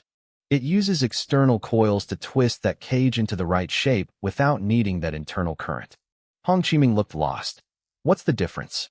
Don't they both just create a magnetic field? I snapped my fingers. That's exactly the point. In a tokamak, the plasma current reaches tens of millions of amperes. A current that massive creates endless problems. It tears at the magnetic surfaces. It causes instabilities. At best, the reaction just fizzles out. At worst, I paused, making a small explosion gesture with my hands. It blows up. Hong Qiming blinked, looking slightly pale. He didn't understand the jargon, but he understood the word explosion. He turned to Fong Su, seeking a denial. Fong Su sighed and nodded reluctantly. The possibility exists. But so far, we haven't seen an error that's severe in any tokamak test. Not yet, I said coldly.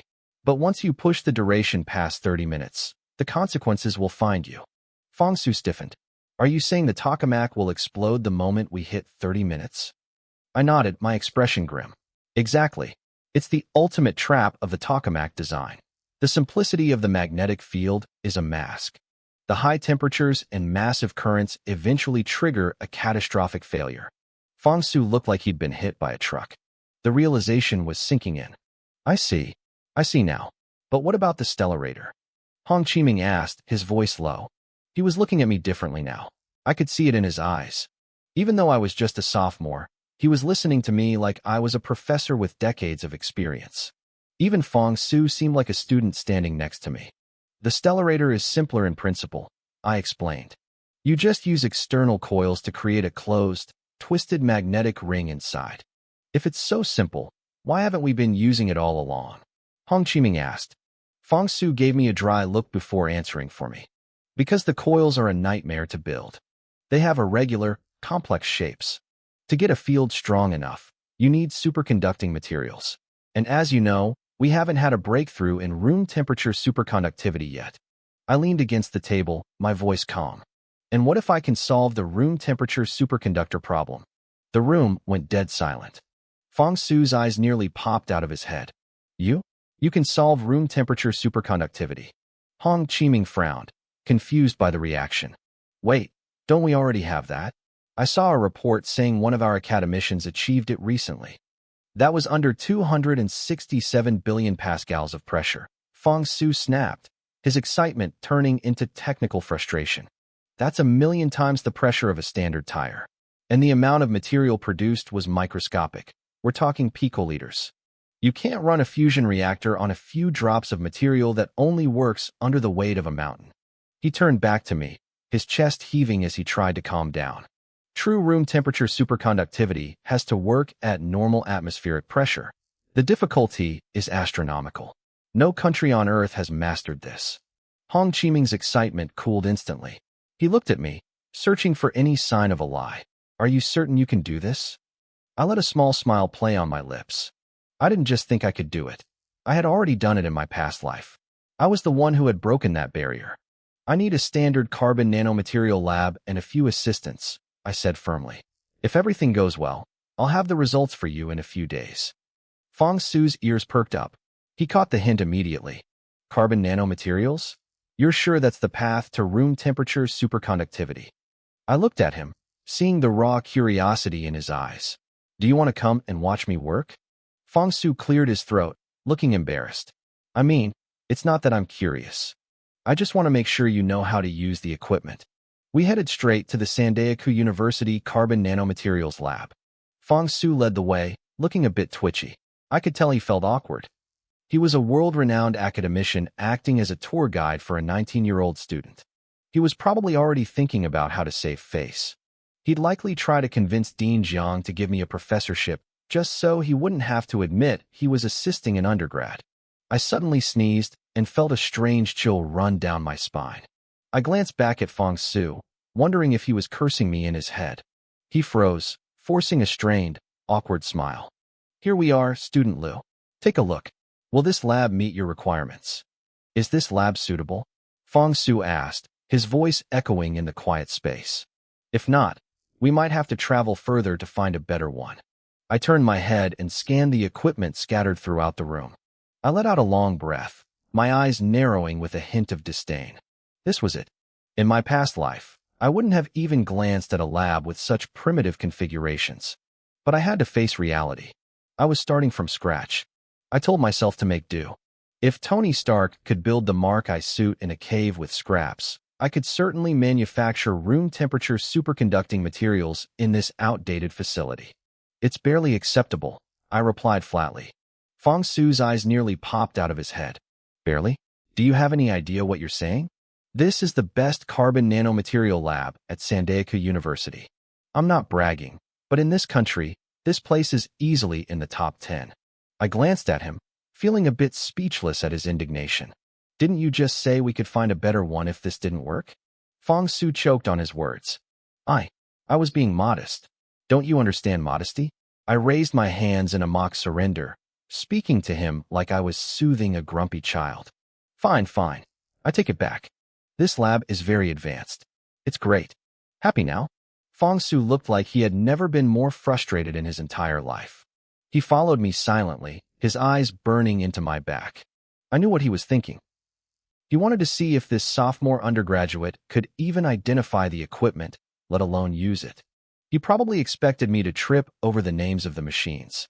A smug glint appeared in his eyes. Many of these tools were brand new models that even he found a bit tricky to operate. This scanning electron microscope isn't bad, I said, walking toward a large piece of gear. It must be the latest model. Fong Su snapped his head up, staring at me. Oh, is this Fourier transform infrared spectrometer new too? I continued, moving from station to station. Not bad at all. I take back what I said earlier. There are some good toys in here. Fong Su's jaw dropped. I had named every single piece of equipment correctly. Even the most cutting-edge machines hadn't stumped me.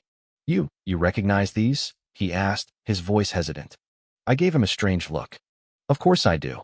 If I didn't know the tools, why would I be here? Fong Su stopped breathing for a second. He wanted to argue, but he couldn't find a single flaw in my logic. Still, it defied common sense. Most graduate students wouldn't recognize half of this gear. How did a sophomore know them all? I've read a lot of papers, I explained with a light shrug. Naturally, I learned about the equipment through them. He looked skeptical, but it was the only explanation he had. Lu Yuan, I have to ask a very important question. Do you actually know how to use them? Have you ever touched equipment like this? Of course not, I said without hesitation. Academician Fong, I'm just a sophomore. How would I have access to high-end gear like this? Fong Su panicked instantly. Then why did you tell Minister Hong? But, I interrupted, smiling. I know exactly how they work. Don't worry. I turned to the nearest machine and began reciting the detailed operating procedure, step by step, without a single error. Fong Su stood there, frozen, like a statue. Did you learn that from papers too? He asked eventually. I nodded, giving him that why are you asking look again. Naturally. Where else? Fong Su took a deep breath and rubbed his face hard, trying to process the impossibility of the situation. Fine. Maybe geniuses really do exist. When do we start? I looked at the researchers in white coats waiting by the door and adjusted my sleeves. Right now. As I began to work, my movements were fluid and practiced. I wasn't just following a manual, I was dancing through the process. Fong Su fell into a stunned silence again. Within 30 minutes, I had operated 3 different complex instruments flawlessly. He had expected a theorist, someone who knew the math but would fumble with the physical dials. In materials science, a tiny tremor of the hand or a slight timing error could ruin everything. He had been ready to step in and fix my mistakes. Instead, I was moving like a veteran who had spent decades in the lab. I was hitting points of precision that even he sometimes overlooked. You really haven't touched these before? He asked, sounding like he was on the verge of a breakdown. In this life? Never, I said, a small smile playing on my lips. It wasn't a lie. In my past life, these latest models were basically museum pieces to me. Then how? Academician Fong, I said, patting him gently on the shoulder. Sometimes, talent is just that important. You understand, right? He stood there, stunned, until his curiosity finally outweighed his shock. Why carbon nanomaterials? Why do you think this is the path to room temperature superconductivity? I slowed my hands for a moment.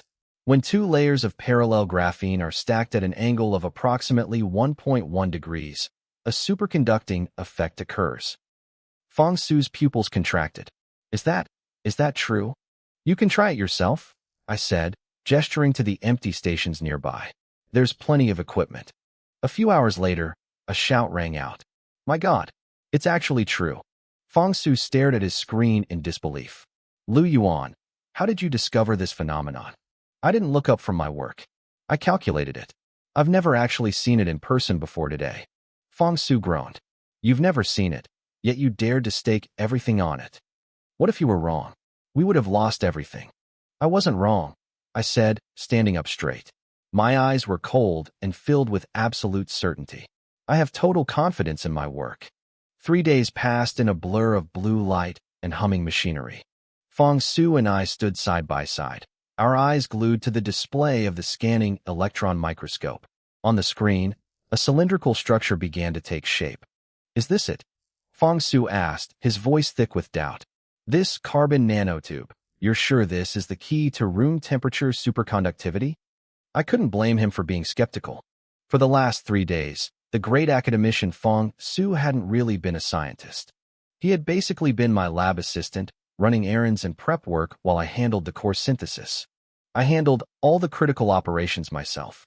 As an academician who usually led massive teams, Fong Su found himself in a strange position. He was basically my assistant. It was a novel experience for a man of his stature, but I didn't have time to worry about his ego. I didn't respond to his skepticism. Instead, I kept my face grim, manipulating the microscope and cycling through different viewing angles. My heart hammered against my ribs until I saw it. There on the screen was the perfect, standard nanotube structure. I let out a long, slow breath. This was it. I checked the time and felt a flicker of regret. At our current manufacturing speed, we wouldn't see the final result until tomorrow.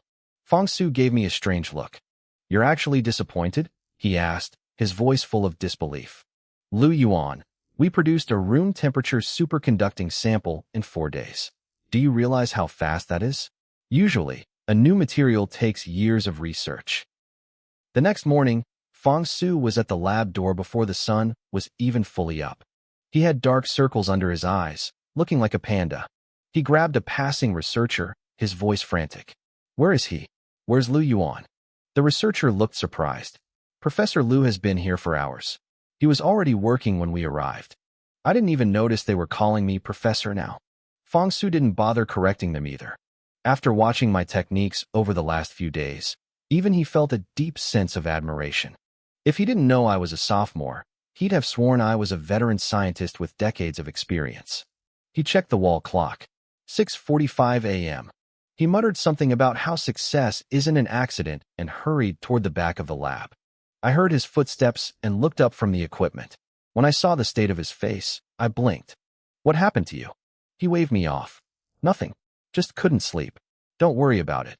"You should rest," I said, genuinely concerned. "There isn't much to do today besides testing the performance of the carbon nanotubes." Fong Su actually swore. "Rest? Like hell. These dark eyes are because of this project. You think I can sleep now? Where's the wire? Let me see it." I couldn't help but laugh. I stepped aside, revealing the device on the workbench. It was a glass dome about 30 centimeters wide. Inside, a black wire roughly 10 centimeters long connected two metal probes.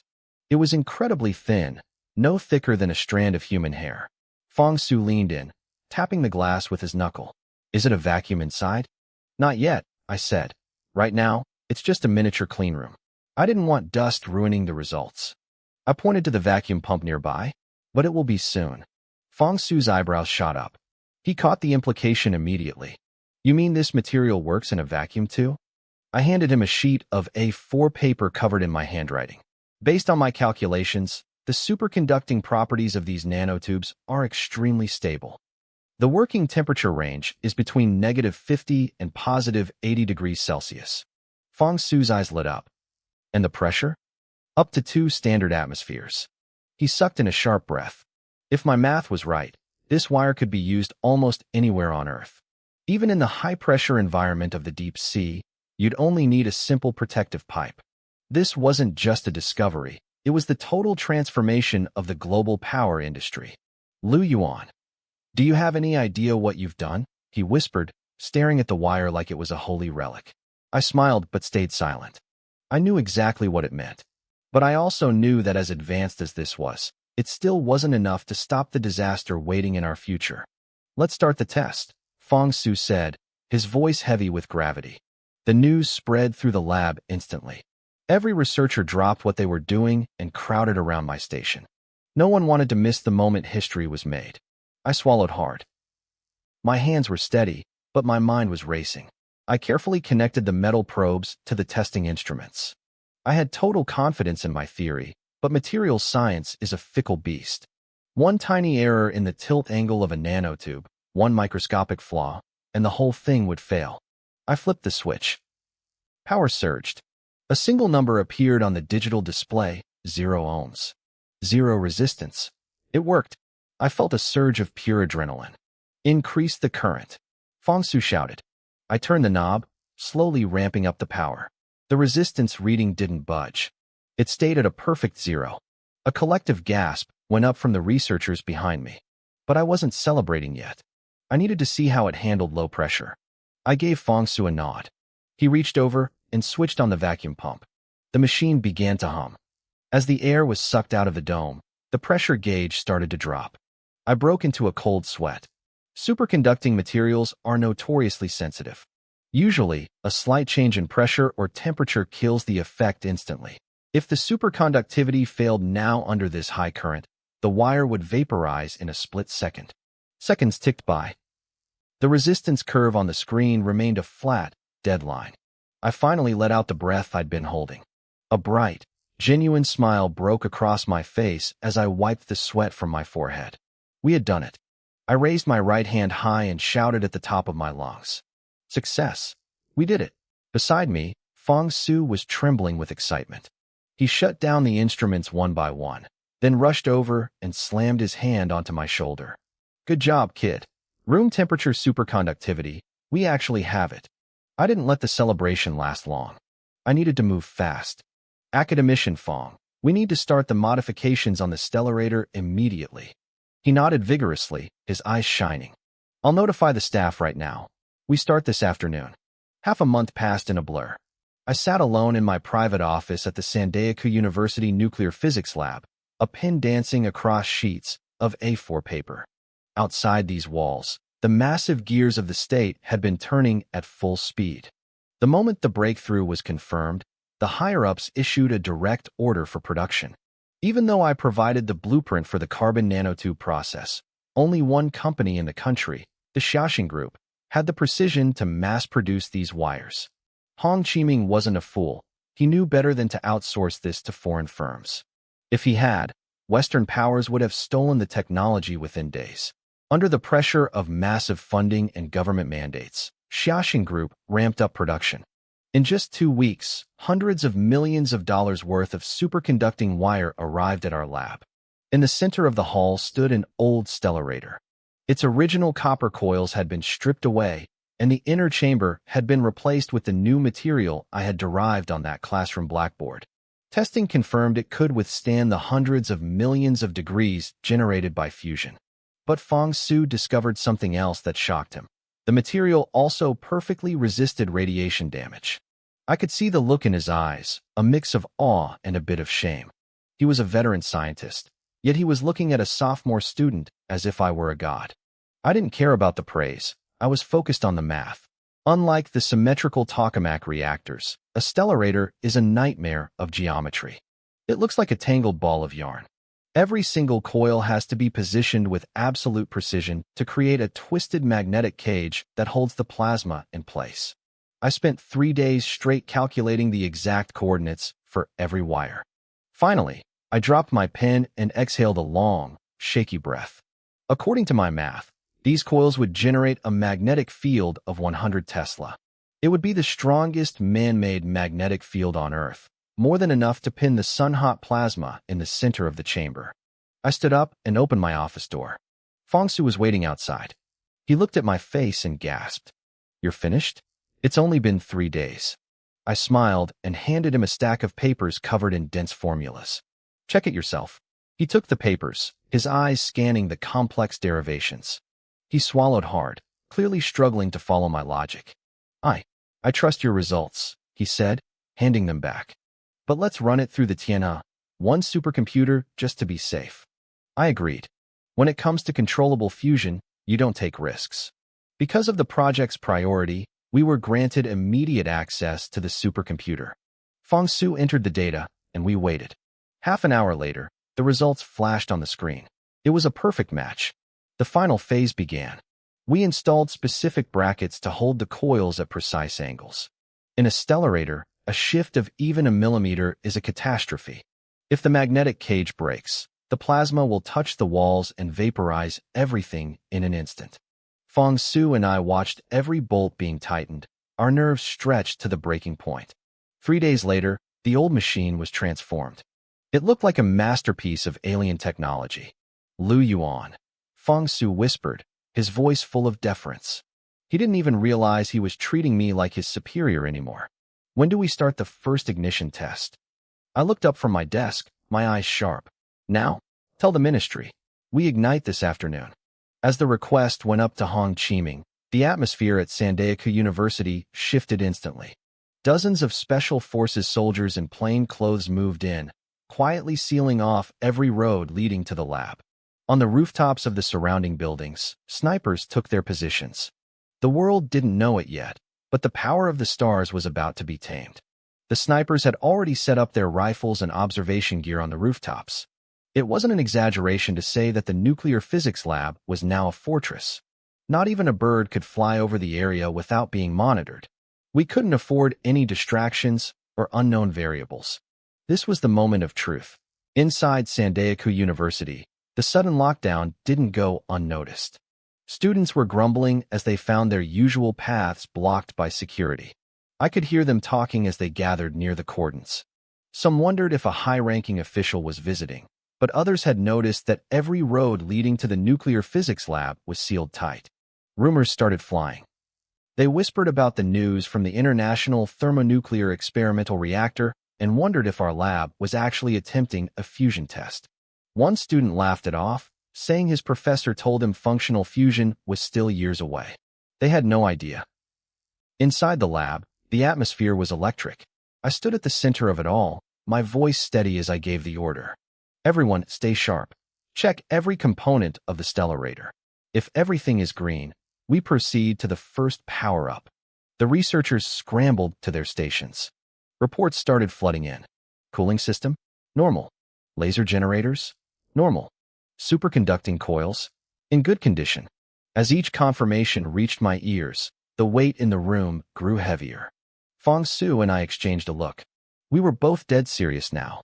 Once the final check was complete, I felt a surge of adrenaline. Power it up, I commanded. A researcher pulled the heavy switch. A low, deep hum vibrated through the floorboards. It was the sound of an immense current surging through the superconducting coils surrounding the stellarator. Magnetic field strength? I shouted over the hum.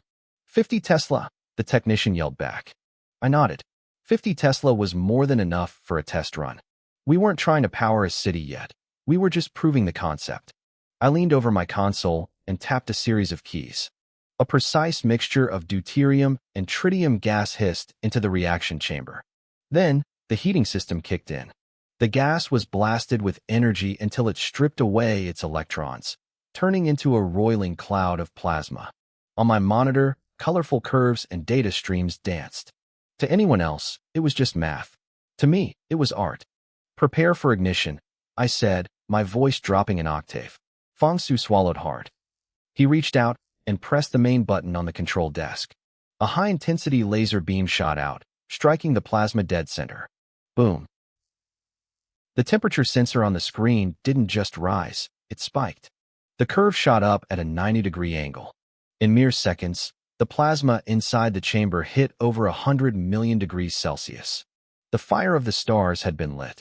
Temperature has passed the critical point. High neutron flux detected. A researcher screamed, his voice cracking with excitement. Reaction confirmed. Everyone froze for a split second. We all knew what that meant. Nuclear fusion was happening right in front of us. Fong Su stared at the screen, his face turning bright red, his lips trembling. We did it, he whispered. I allowed myself a small smile, but I kept my head. This was just a short burst. Since we had only used a small amount of fuel, the reaction began to fade after a few minutes as the gas was consumed. The hum of the machine slowly died down. Don't celebrate yet, I barked, snapping them out of their daze. Check the stellarator's condition immediately. They dove back into their data. The cooling system had held up perfectly. The external temperature of the machine was a stable 25 degrees Celsius. The reaction chamber showed no signs of radiation damage or structural fatigue. Only then did I let out a long breath and let a real smile spread across my face. Phase 1 was a total success. My mind was already racing toward the next steps. I needed to refine the control system and decide on the power generation method. Should we stick to the traditional boiling water, steam turbine method, or something more advanced? A heavy hand slapped my shoulder, breaking my train of thought. Fong Su was beaming at me. The ignition was a success. What are you still brooding for? Come on, dinner is on me tonight. We're celebrating. That night, a quiet update appeared on the Sandaeku University official website.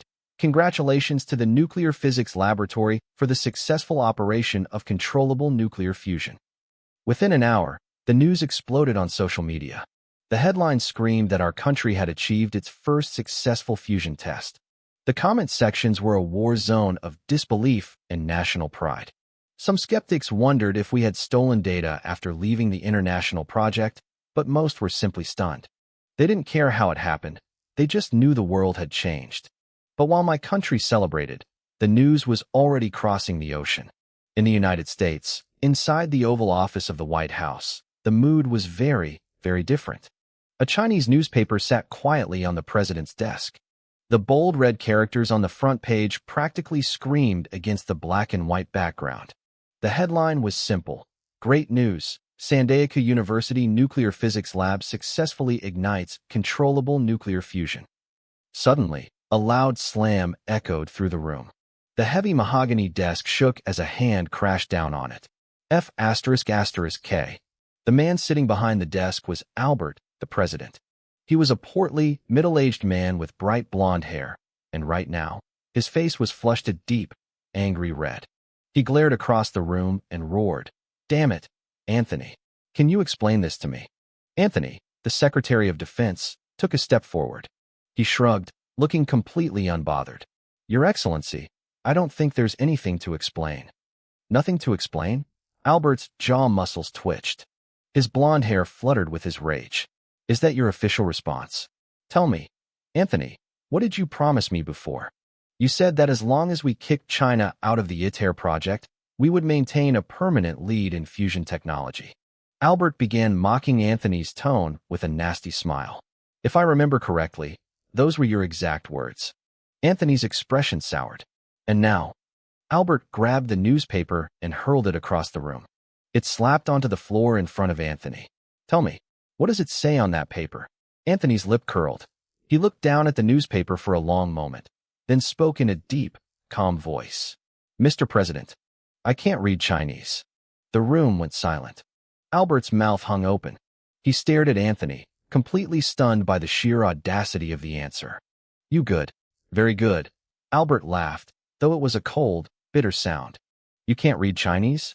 Fine. Let me tell you what it says. It says China has successfully conducted a controllable nuclear fusion ignition experiment. Do you understand now?" Anthony showed no emotion. He just nodded slowly. "I see. And?" Albert sneered. "And that's all you have to say?" Anthony took a deep breath.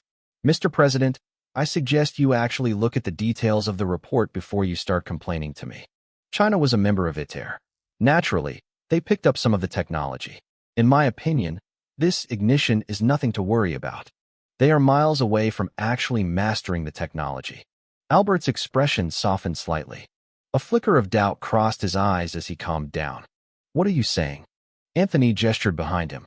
"Mr. President, let the expert explain the technical side." He turned to the side. "Professor Collins, the floor is yours." An elderly man with white hair, leaning on a cane, shuffled forward. He bowed respectfully to Albert. "Good day, Mr. President." Albert frowned, thinking for a moment. "If I recall, you were the lead professor we sent to the ITER project a few years ago?"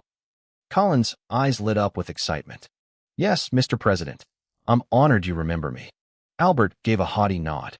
"Well, what is it you want to tell me?" Collins nodded quickly, his voice urgent. "Sir, I believe you have absolutely no reason to worry about this news from China." Albert shifted in his chair, finding a more comfortable position, and gestured for the professor to continue. "I've looked into the Chinese reports," Collins said. "The device they used for this fusion test is a stellarator. It's not the traditional tokamak device." Albert's brow furrowed. He recognized the word tokamak. The U.S. had poured a fortune into building those for the ITER project. But a stellarator? He had no clue. "Professor, what exactly is this stellarator?" Collins realized the president was lost. "You don't need to know the technical specs, sir. You only need to know one thing. The stellarator is a design we discarded. We abandoned it because the cost is too high and the manufacturing is too difficult. It's prone to failure. I can even guess where Sandaika University got theirs. It's likely an old, nearly scrapped unit from Germany." Albert looked skeptical. "Are you sure? They ignited a reaction with a piece of junk." Collins nodded vigorously. "German engineering is high quality, sir. That's probably why it worked at all. But it's outdated and unreliable. Look at the numbers. China only maintained the reaction for 2 minutes. Currently, the ITER tokamak can hold a reaction for 26 minutes. They aren't even in the same league." The tension in Albert's face finally began to bleed away. "So, you're saying China's research is a dead end?" "Absolutely," Collins said firmly. "The stellarator has already been proven to be a failed path." Albert finally smiled. As long as China didn't master fusion, America's dominance was safe. "However, Mr. President," Collins hesitated, "there is one more thing." "Speak," Albert said, his mood much better. "The United States needs to build its own independent fusion device," Collins said seriously. "We can't keep sharing our results with ITER forever. The next ITER experiment aims to cross the 30-minute mark. If that succeeds, the era of fusion begins. We need to be ready." Albert fell silent, his eyes narrowing. It was true. Just like China, the US didn't actually have a functional fusion reactor that belonged solely to them. That is a problem, Albert muttered to himself. Collins seized the moment. Exactly, sir. We need a fusion reactor of our own. Albert thought it over. Give me a timeline, Professor. Without a concrete date, I'll never get the funding through Congress. He gave Collins a long, meaningful look. The professor hesitated for a few seconds before answering. Perhaps 10 years? Albert's face instantly darkened. 10 years? Professor, are you joking with me? Professor Collins knew Congress would never approve a 10-year plan. He forced a thin smile and quickly changed his tune. 5 years. He promised the president that a functional American fusion reactor would exist within 5 years. Albert nodded, finally satisfied. The power struggle for the future had officially begun. Meanwhile, in a building hidden from every map in Beijing's inner ring, Hong Qiming stood outside a heavy wooden door. He took a deep breath, trying to steady his racing heart. He knocked. A voice from inside told him to enter. Hong Qiming pushed open the door and bowed slightly to the elderly man sitting behind the desk. This was Counselor Li. The old man's face lit up with a smile. He stood up and walked over to Hong Qiming, patting him on the shoulder. He told him he had done a magnificent job. Hong Qiming couldn't help but smile back. He admitted he hadn't expected a kid like me to be this capable. Counselor Li looked thoughtful. He had read every report Hong Qiming sent over the last few days. Then, his expression turned serious. He asked Hong Qiming what he really thought of me. Hong Qiming's heart skipped a beat. He knew exactly what the counselor was hinting at. He didn't hold back, describing everything he had seen me do. Li nodded, his eyes gleaming. He decided right then that he wanted to groom me into the leader of the new generation. He told Hong Qiming to bring me to his office in 2 days. He wanted to see me personally. When Hong Qiming broke the news to me, I was stunned. Even with the memories of my past life, I didn't expect to catch the top leadership's attention this quickly. A single fusion ignition experiment shouldn't have been enough to warrant a personal meeting with a man like Counselor Li. I leaned in, putting on a playful smile to mask my confusion. I asked Professor Hong if he knew the real reason for the invite. Hong Qiming looked at me with a mix of frustration and awe. He couldn't understand why I wasn't afraid of him. He was a high-ranking official, yet I acted like we were old friends. He told me straight out. Counselor Li wanted to turn me into the face of the nation's scientific future. He told me to get ready. I stopped smiling. My mind raced. If I could secure this level of support, my plans to stop the coming disaster would be much easier to execute. In my original plan, reaching this stage was supposed to take 3 years. I had done it in less than a month. I asked when we were leaving. Hong Qiming smiled and said we'd leave tomorrow. The next morning, a black Audi A6 pulled up to the gates of that mysterious building. Hong Qiming stepped out first, followed by me. I still looked like a typical, slightly green college student. Hong Qiming was visibly nervous. He warned me not to say anything reckless and to stay serious. I just nodded silently. He saw my quietness and laughed, thinking I was finally feeling the pressure. I wasn't nervous at all. I was just busy calculating how to convince Counselor Li to prioritize aerospace technology. But I didn't correct him. I had enough social intelligence to know when to stay quiet. He patted my shoulder and told me not to worry, saying the counselor was easy to talk to. We walked down the quiet corridor, and Hong Qiming knocked with a rhythmic beat. We were told to enter. The heavy wooden door opened, revealing a simple, familiar office. A wave of nostalgia hit me. In my past life, I had been a frequent guest in this very room.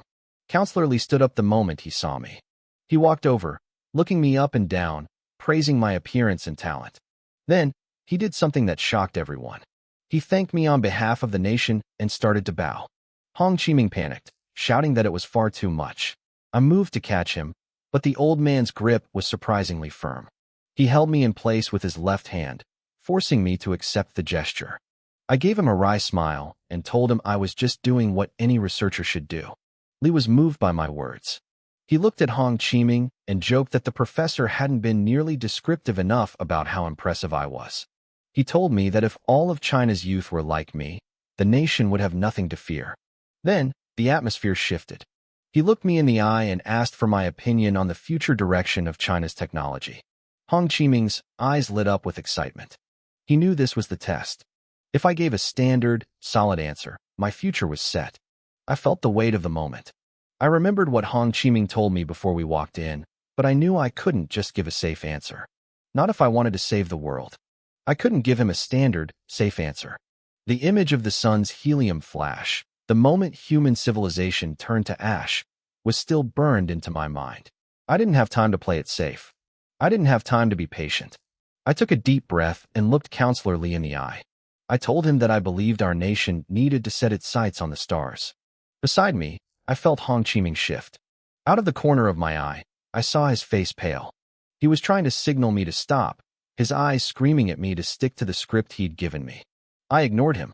I told the counselor that we had already sparked the flame of nuclear fusion. We were half a step away from mastering it.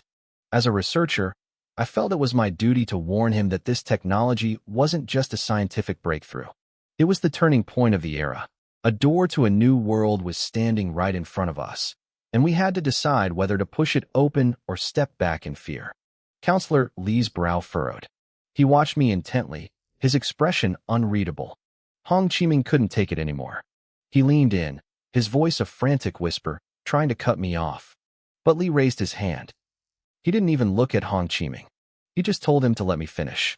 Then he turned back to me. He asked if I really meant that we needed to develop fusion as fast as possible to leave Earth. I nodded. I told him we needed to look beyond our world, to the moon, to Mars, and eventually, beyond the solar system itself. Hong Chiming let out a loud, forced cough. He muttered that I was getting ahead of myself. Counselor Lee actually smiled. He shook his head and said it was fine. He told Hong Chiming that it was good for young people to have big dreams. I saw Hong Chiming deflate with relief. He shot me a glare that promised a long lecture once we were alone. I felt a pang of regret. I knew it was still too early. People weren't ready to hear about the death of the sun. I had to wait a year, wait until the first signs of the sun's aging appeared, before I could put my real plan on the table. For now, I just had to build the foundation. Counselor Lee told me not to worry. He promised that fusion would be the nation's top priority for the coming years. He told me my job was to perfect the technology in the lab, and when the time was right, they would build the full-scale reactors. I nodded and stepped out of the office. As soon as the heavy door clicked shut, Hong Chiming started apologizing for me. He told the counselor I was just young and impulsive. Lee laughed. He told Hong Chiming he knew I was a rare talent. But then his tone changed. He reached into his desk and pulled out a file. Hong Chiming took it, his hands trembling as he read the cover. It was a report from the Second Bureau of National Security, the elite intelligence agency on par with the CIA or the KGB. Lee told him that according to their investigation, my past was unremarkable. I had been a good student, but I had never shown this kind of genius before. Hong Chiming swallowed hard. He asked if the counselor thought I was a threat. Lee shook his head. He said my family history was clean, or I never would have been allowed in the room. But then he pressed a button on his desk and asked for the results. A deep, calm voice filled the room from a hidden speaker. The voice reported that during my 11 minutes in the office, my vitals had spiked twice. Once when I answered the question about the future, and again right before I left. The psychological assessment came through next. They believed I had no ill intent and that I truly believed what I was saying. However, I was definitely hiding something. Counselor Lee nodded slowly. He had felt it too. It was as if I were carrying a secret so massive it could reshape the world. Hong Chiming whispered a suggestion to strip me of my title as chief engineer until they knew more. Lee just smiled. He said everyone has secrets, himself included. He looked Hong Chiming in the eye until the professor flinched. He said as long as I wasn't an enemy of the state, it didn't matter. I had given the country the key to fusion, and they weren't going to throw me away now. He told Hong Chiming to keep me as chief engineer and to push for a second experiment within the year. He wanted the light of fusion to shine over China as soon as possible. The next morning, the news hit the front pages. The national project for a controllable fusion experimental reactor was officially underway. It exploded on social media. The comments were a mix of excitement and confusion. Some people wondered how we were moving so fast when we had only just achieved ignition. Experts jumped in to explain that ignition was just the spark and the reactor was the real engine. But there was also doubt. Some users claimed that international projects like ITER were already ahead of us, and that we were being left behind.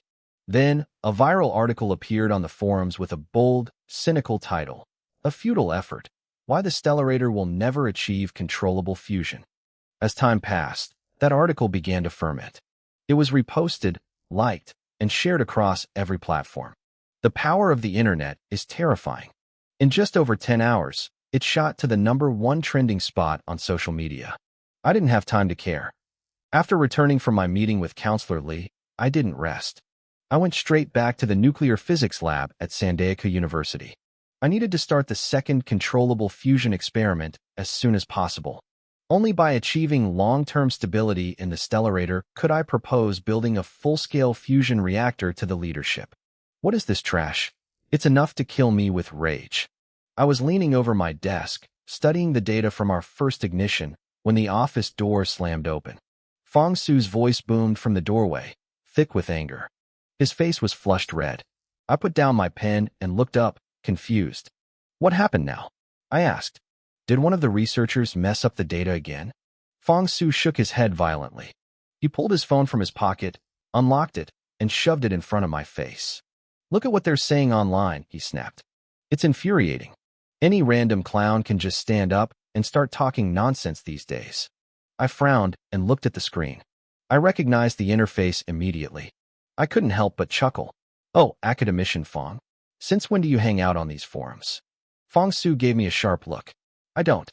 A friend sent me the link." I shook my head and started scrolling.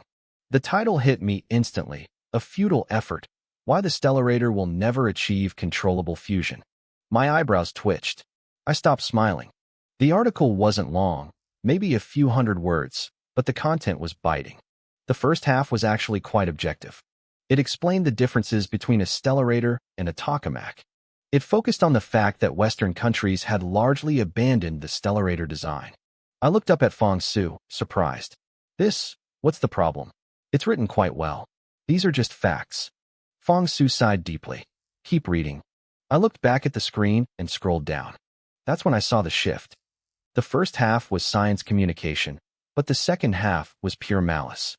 First, the author claimed that the international ITER tokamak project could maintain a fusion reaction for 26 minutes, using that to highlight the failure of our stellarator. After all, our first ignition only lasted 2 minutes. Then, the article got personal. It explicitly stated that Sandaika University had received 1 billion yuan in research funding for this project. At the end, the author used incredibly harsh language to criticize our lab.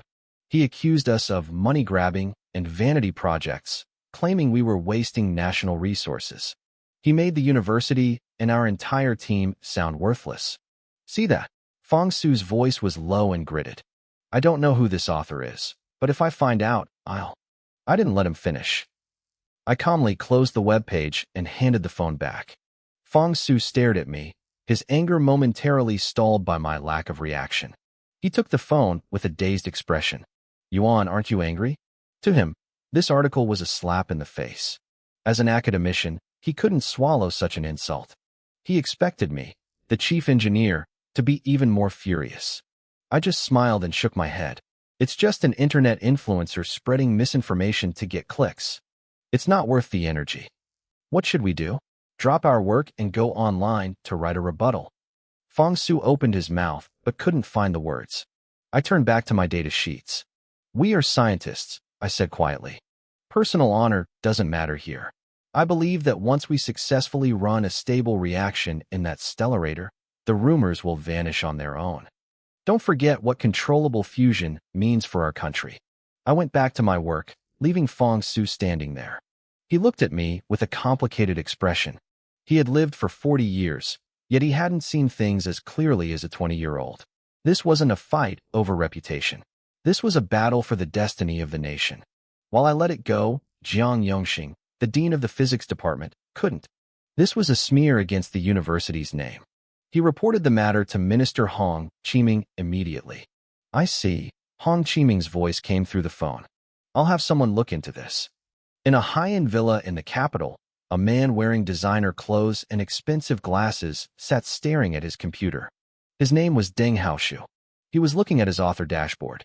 His article attacking Sandaika University was exploding with likes and comments. He smirked. This article was going to make him a fortune in ad revenue. He hit the refresh key, expecting even higher numbers. Suddenly, the page turned gray. What?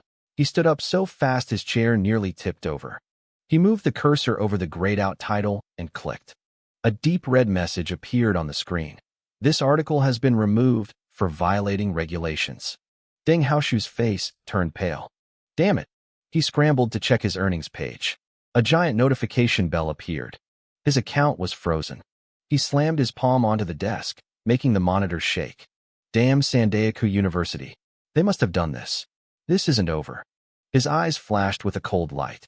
Thinking about the hundreds of thousands of yuan in potential income that had just vanished made his heart ache. A week later, the article was gone from the internet, and the controversy faded. But Sandaika University entered a state of high alert once again. The reason was simple. The second controllable fusion experiment was about to begin. I was ready. The world was about to see the truth. Su Yutong frowned and looked up from the exercise book on the desk. He instinctively glanced at the seat next to him. It was empty, just like every other day. He closed his eyes and let out a heavy sigh. Ever since meeting Lu Yongchang last time, it was like he was possessed. He came to the library every single day at the exact same time, hoping for another chance encounter. But after 10 days of hitting a brick wall, his restless heart started to cool down. Maybe that graduate senior only visited the library once in a blue moon. Yutong! A crisp shout startled him. I felt him flinch before he spun around. When he saw who it was, his tense body relaxed just a little. Chinyan? What are you doing here? Chinyan gave him an annoyed side-eye and spoke up. What? I'm not allowed to be here. I don't know what's wrong with you lately, sitting in this tiny corner of the library every day. Are you waiting for someone? Panic flashed in Su Yutong's eyes as his secret was poked. Don't talk nonsense. This is a library. Chinyan rolled her eyes again. Lower your voice.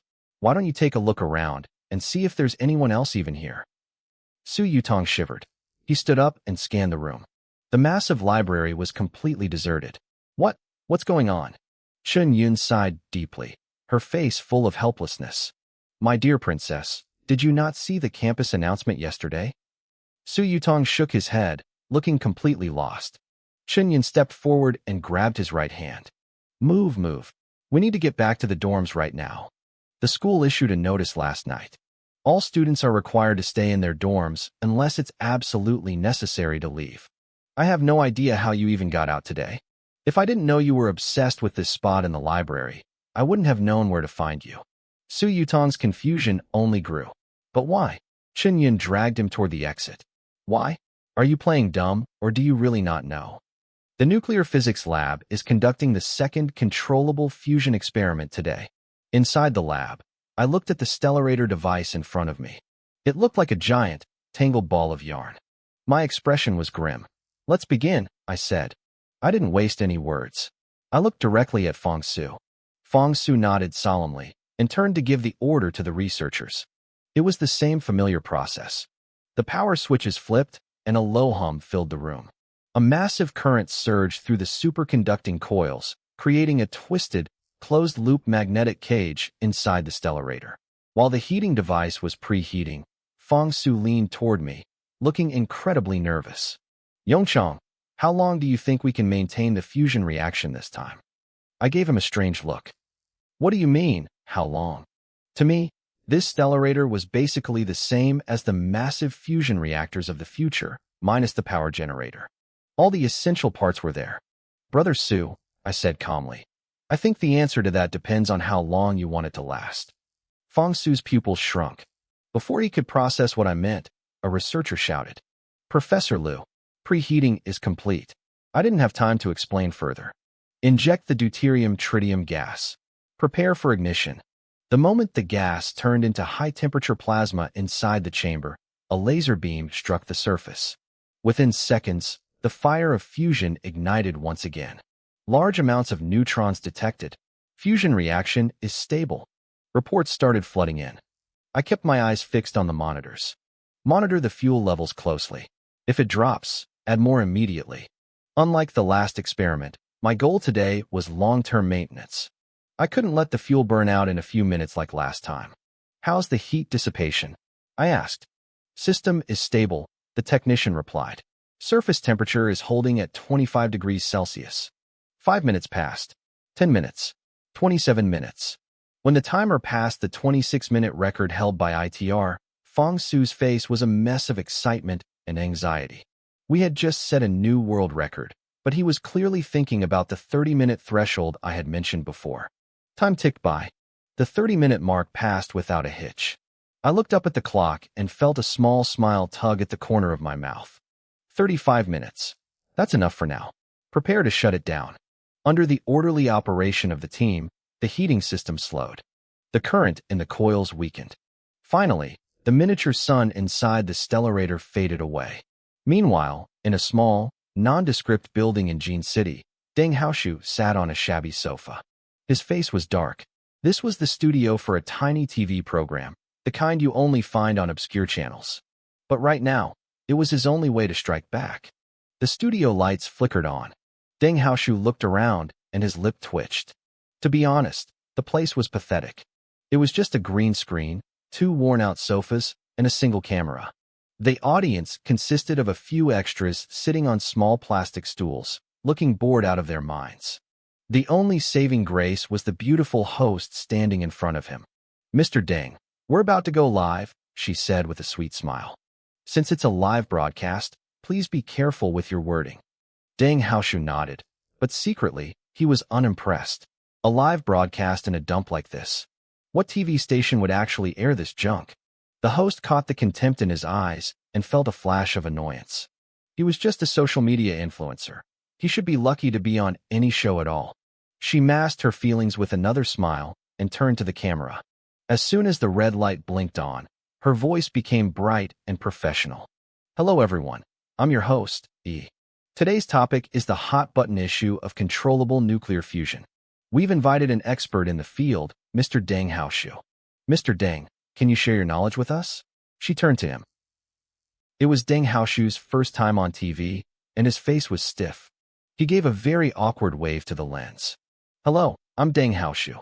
A few days ago, the news that our country was withdrawing from the ITR project left me in total shock. So what exactly is the ITR project? The host, EE, asked at the perfect moment. Deng Haoshu didn't miss a beat. He quickly explained the details of the International Thermonuclear Experimental Reactor project. He leaned in, his voice dropping to a serious tone. In my estimation, withdrawing from the ITR project will deal a massive blow to our country's controllable nuclear fusion engineering. If things go as expected, we're going to fall behind the Western powers once again. He looked at him with a face full of feigned shock. But, Mr. Deng, just recently, Sandaika University announced that their controllable nuclear fusion project successfully achieved its first ignition. How do you explain that? A sharp glint flashed in Deng Haoshu's eyes. This was it. This was the exact question he had been waiting for. A cold, stiff smirk crawled across his face. As a professional who has been researching nuclear fusion for years, I can tell you clearly, that news from Sandaika University is full of lies. First of all, the device they used is a stellarator, a design the West has already abandoned as obsolete. Second, their fusion lasted for only 2 minutes. EE nodded thoughtfully. So what you're saying is, 2 minutes of nuclear fusion? What's the point? Deng Haoshu sneered. Even Ultraman needs 3 minutes to fight a monster. As soon as the words left his mouth, a wave of laughter erupted from the audience. Seeing the extras finally wake up and react gave him a shot of adrenaline. He felt unstoppable. I'll give you another number, he continued, his voice rising. The ITR project has already maintained fusion for 26 minutes. The gap between them is like heaven and earth. EE interrupted him again. So, according to you, Sandaika University can never break the record held by ITR, right? Deng Haoshu glanced at her with visible annoyance. He was tired of being cut off. He thought to himself that it was no wonder she was stuck hosting such a small, pathetic show. But since the cameras were rolling, he suppressed his irritation.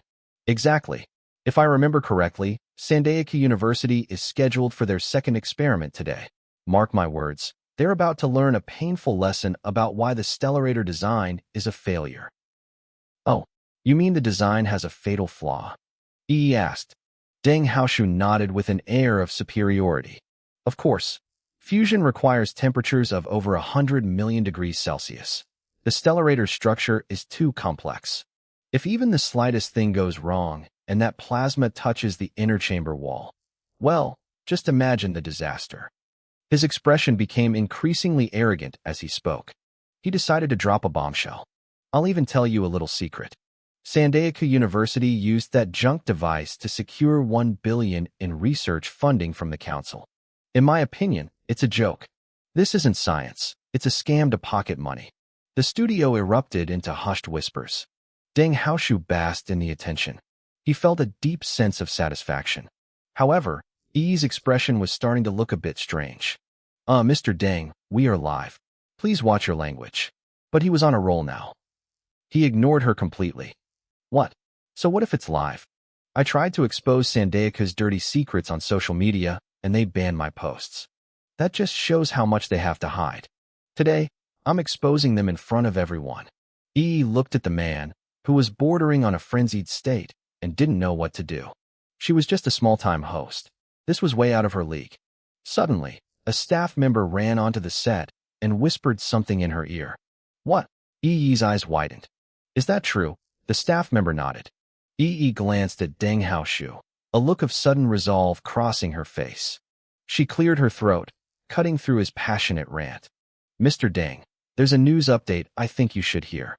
Deng Haoshu stopped mid-sentence, his face turning red with fury. He looked like a magician whose spell had been snapped.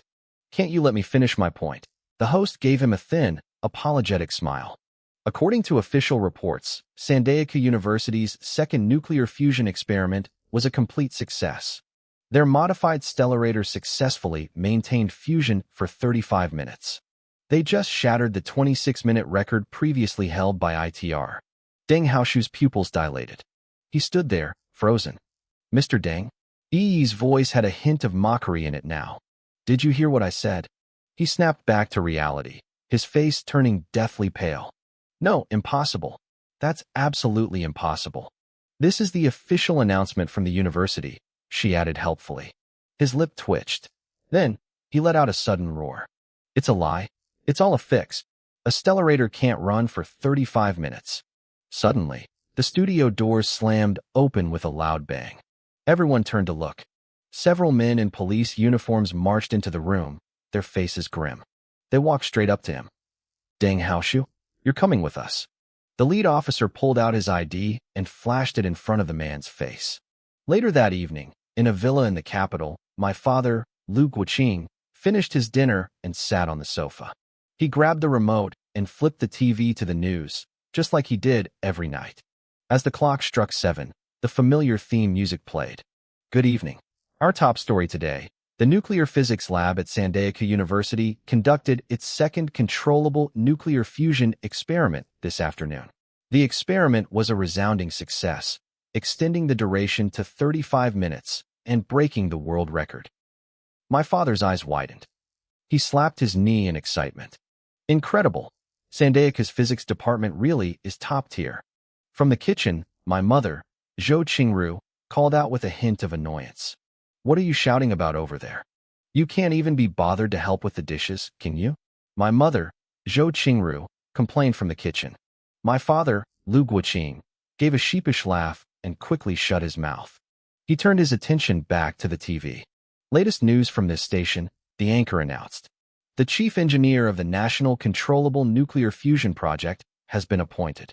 The position is held by a sophomore student from Sandaika University. Before my father could even process that, the screen flickered to a video clip. It showed a young man in a white short-sleeved shirt. He was holding a marker, scribbling the final line of a complex equation on a whiteboard. Under the leadership of student Lu Yuan, the Sandaika Nuclear Physics Laboratory has broken through multiple technical bottlenecks, successfully achieving controllable nuclear fusion technology in a laboratory setting.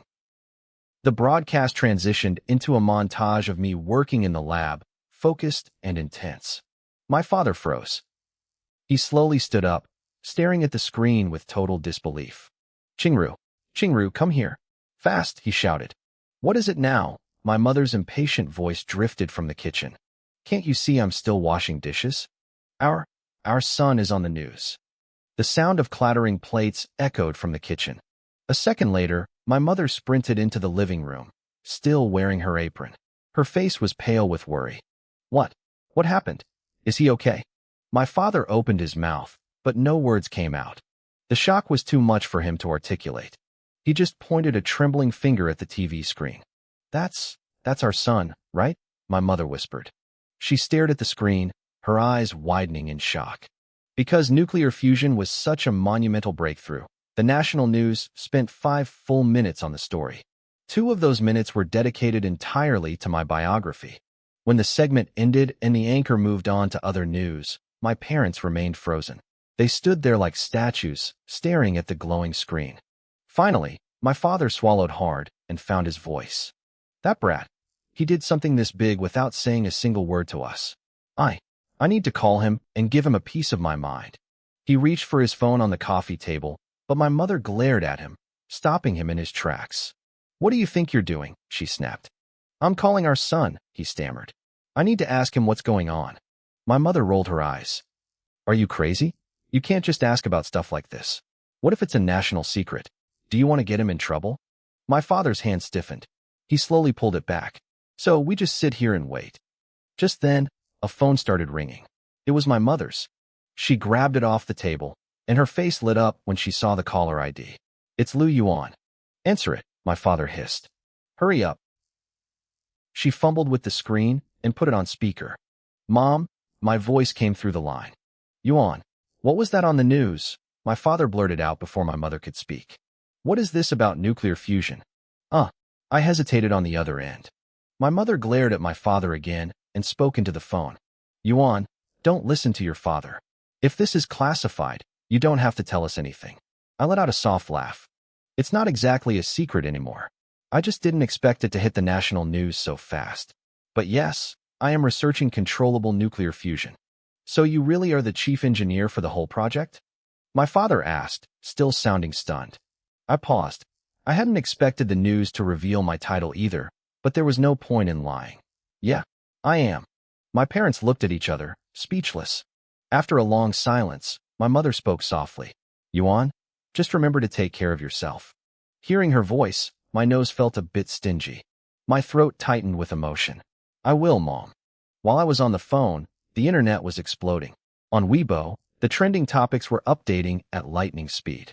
Sophomore student at Sandaeku and nuclear fusion success were at the top of the list. It was prime time for people to be online. Within minutes, the comment sections were war zones of disbelief. Wait, am I seeing this right? A sophomore is the chief engineer? Is it April Fool's Day? The national news reported it, so it has to be real. Holy crap, look at what this guy is doing in his second year, then look at me. I'm just a waste of space. Wait, that's my classmate. Back in the brightly lit Sandaeku lab, I set my phone down. I felt a strange mix of emotions.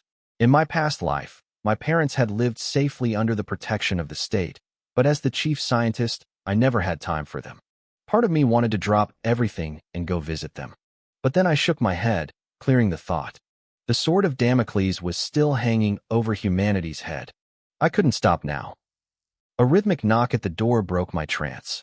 Come in, I said. It's unlocked. Fong Su walked in, a wide grin on his face. Congratulations, Chief Engineer Liu. You're famous now. I rolled my eyes and capped my pen. Brother Fong, don't tell me you came all the way here just to tease me about the news. He laughed and shook his head. Actually, Dean Zhang asked me to bring you a message. The Dean? What does he want? Fong Su looked at me with a very strange expression. He wants to know, when do you plan on graduating? I blinked. Graduating. It hit me then. Technically, I was still just a sophomore. I hadn't even finished my second year of undergrad. Can I even graduate yet? I asked, rubbing my nose sheepishly. I haven't even written a thesis. To be honest, I haven't been to a single class in weeks. I think my professors have probably forgotten I exist. Fong Su stared at me. I could tell what he was thinking. I was the most ridiculous student he had ever met. a guy who hadn't even finished his bachelor's degree, yet was leading a team of senior academicians to change the world. I muttered to myself, feeling a cold sweat break out on my forehead. Dean Jiang hadn't mentioned anything about the logistics of my education. I looked at Fong Su, feeling genuinely stumped. What am I supposed to do? Do I really have to go back and sit in a classroom? Can I even make up for the classes I missed? Fong Su shook his head vigorously. No, no, no. That's out of the question. Going back to class. You've got to be joking. We are one step away from perfecting controllable nuclear fusion. If the chief engineer of this project suddenly leaves to attend sophomore lectures, do you realize how much of a punchline that would be? He paused for a moment, his eyes suddenly lighting up. I've got it. Don't worry about the credits. I'm sure the university leadership won't let a diploma get in the way of progress. The real issue is your graduation thesis. Fong Su started pacing, talking faster now. He knew that the leadership would look ridiculous if the world's leading fusion scientist didn't even have a bachelor's degree. It would be a stain on his record. Here's the plan, Fong Su said. Take the data from our recent tests, organize it, and submit it to the journal Science. We'll use that as your graduation thesis. What do you think? I felt my mouth twitch. A paper in science as an undergraduate thesis? If that's my undergrad work, I thought to myself, what am I supposed to submit for a PhD? A message from an alien civilization. Fine, I sighed.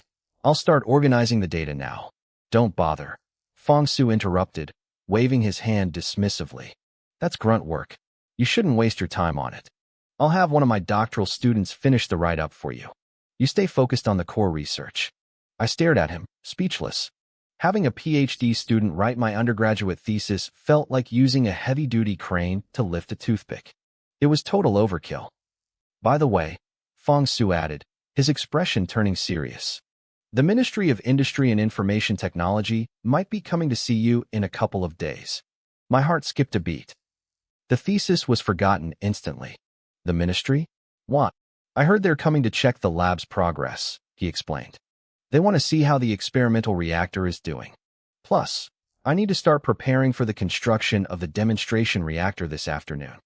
A demonstration reactor? My mind raced. This wasn't like the small-scale devices we had in the lab. This was a massive facility designed to actually provide power to the grid. But that raised a massive technical hurdle. A reactor isn't just about ignition. It has to actually generate electricity. We need to think about the generator, I said. We can't just build something that ignites fuel but doesn't produce usable power. Fong Su looked at me, a bit confused. A generator? I mean, what else is there besides boiling water? I gave him a wry smile. He was right. Throughout human history, from the steam age to modern nuclear plants, we had never really escaped the fate of boiling water to turn a turbine. Even in my past life, every fusion plant on Earth used that same crude, simple method. But then, a memory flashed in my mind. A fragment of advanced theory I had studied before the world ended. Maybe we should try a magnetohydrodynamic, or MHD, generator, I suggested. The concept wasn't new. It used the Hall effect, moving conductive fluids or gases through a magnetic field to generate electricity directly. Because it skipped the mechanical conversion step, the efficiency was significantly higher. In my last life, I had dreamed of using this, but time was a luxury we didn't have. We had to stick to boiling water because it was faster to build. This time, I had all the time in the world. A sharp, determined light flickered in my eyes.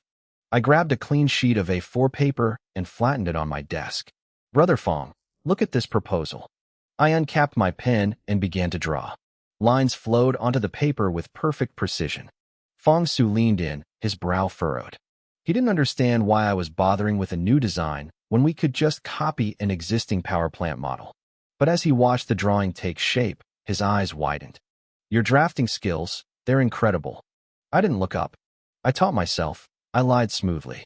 How else do you think I drew the initial blueprints for the project? Fong Su nodded in awe. Even among the top members of the Academy of Sciences, few people had this kind of technical drawing ability. The office went silent, save for the rhythmic scritch-scratch of my pen on the paper. Is this? Fong Su gasped as the lines connected. An MHD generator? I stopped and looked at him. Exactly.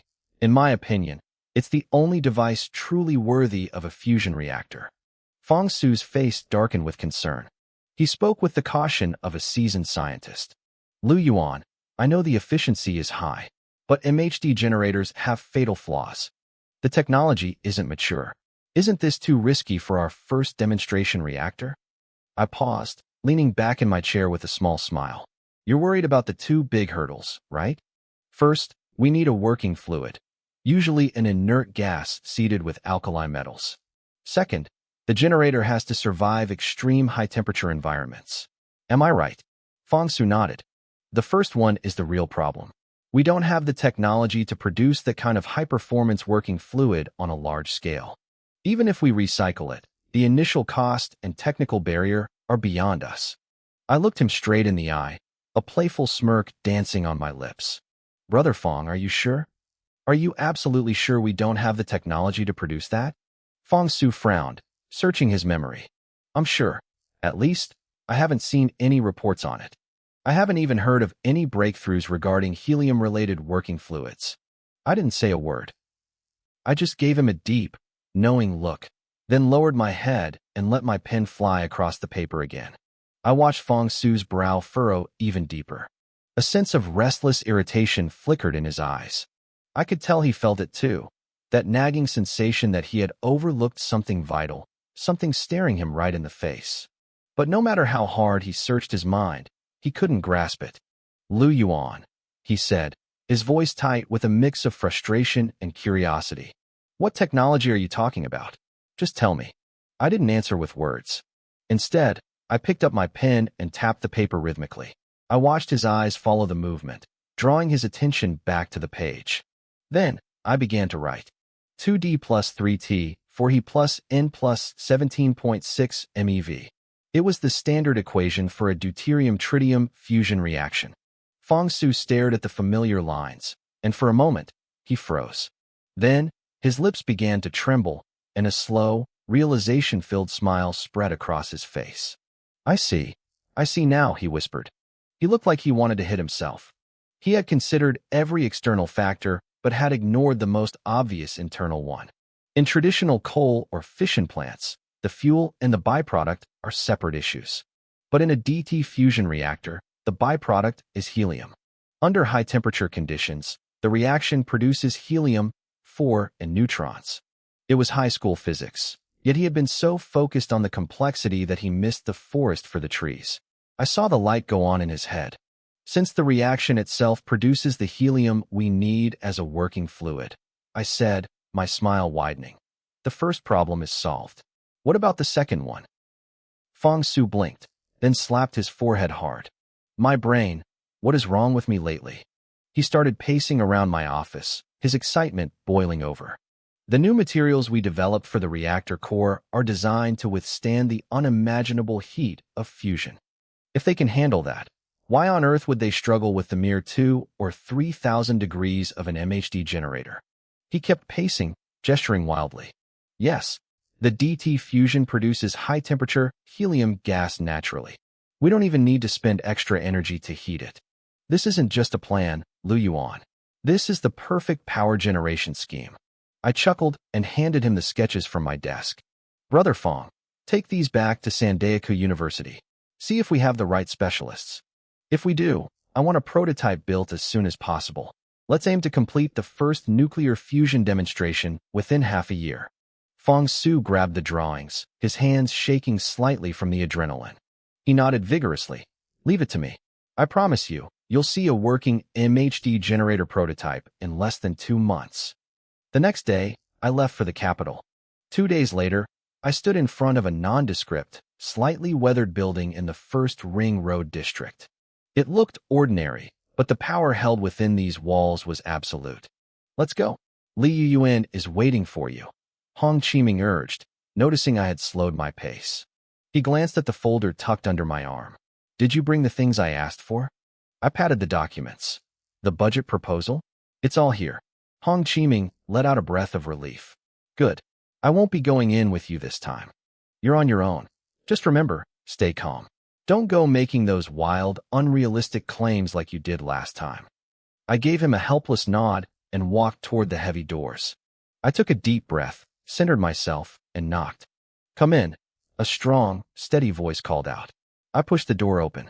Li Yin was sitting behind his desk, but as soon as he saw me, a warm smile broke across his face. Lu Yuan, you've certainly given me quite a surprise lately. He stood up and gestured toward the sofa. Sit, sit. I didn't hesitate. I sat across from him, keeping my expression composed. He didn't waste time with small talk. So, what's your next move? He asked directly. I suggest we immediately launch a national team for a controllable nuclear fusion pilot project, I replied. Li Yuan paused, his eyebrows shooting up. A pilot team? Already. I nodded firmly. The technology is effectively mature. This is our window of opportunity. Opportunity. He leaned back, looking at me with keen interest. Yes, I said, my voice dropping an octave, filled with conviction. An opportunity to overtake every other nation. An opportunity for our country to truly soar. Li Yuan stared at me for a long time. His expression became solemn. The last time we met, you said something similar. It seems Qiming's warnings about staying grounded didn't stick. You shouldn't make promises that exceed reality. I shook my head slowly. Elderly, with all due respect, if we don't even dare to have these thoughts, we will never lead. Perhaps to you, controllable fusion is just a better way to generate electricity, a source of endless, cheap energy. Am I right? He remained silent for a moment before asking, is it not? Of course not, I said. Controllable fusion is the key to a new era. I'm talking about the interstellar era. With this energy, our reach extends to the moon, to Mars, and eventually the entire solar system. We can be the first to truly inhabit space. I saw the skepticism in his eyes, so I decided to push harder. I went for the kill. I've already made significant progress on miniaturizing these reactors. Think about it, elderly. Imagine our aircraft carriers, our submarines, and our bombers powered by fusion. They would have near-infinite range and power. That did it. Li Yuan's composure shattered.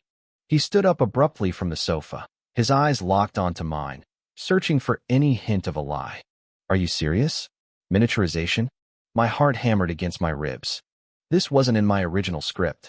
In my past life, civilization had a 15-year head start compared to this timeline, and yet we still failed when the solar flares hit. I realized then that I wasn't just a researcher anymore. I was like a soldier suffering from firepower deficiency syndrome, except my trauma was technology deficiency. After seeing the vast database of the library in my mind, I knew how tiny humanity really was. We weren't moving fast enough. I am absolutely serious, I said, my gaze steady. Li Yuan exhaled a long, heavy breath. The look in his eyes changed, glowing with a sharp, predatory light I had never seen before. How much do you need? He asked.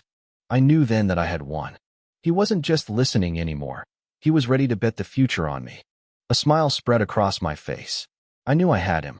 I had reached the point of no return, and so had he.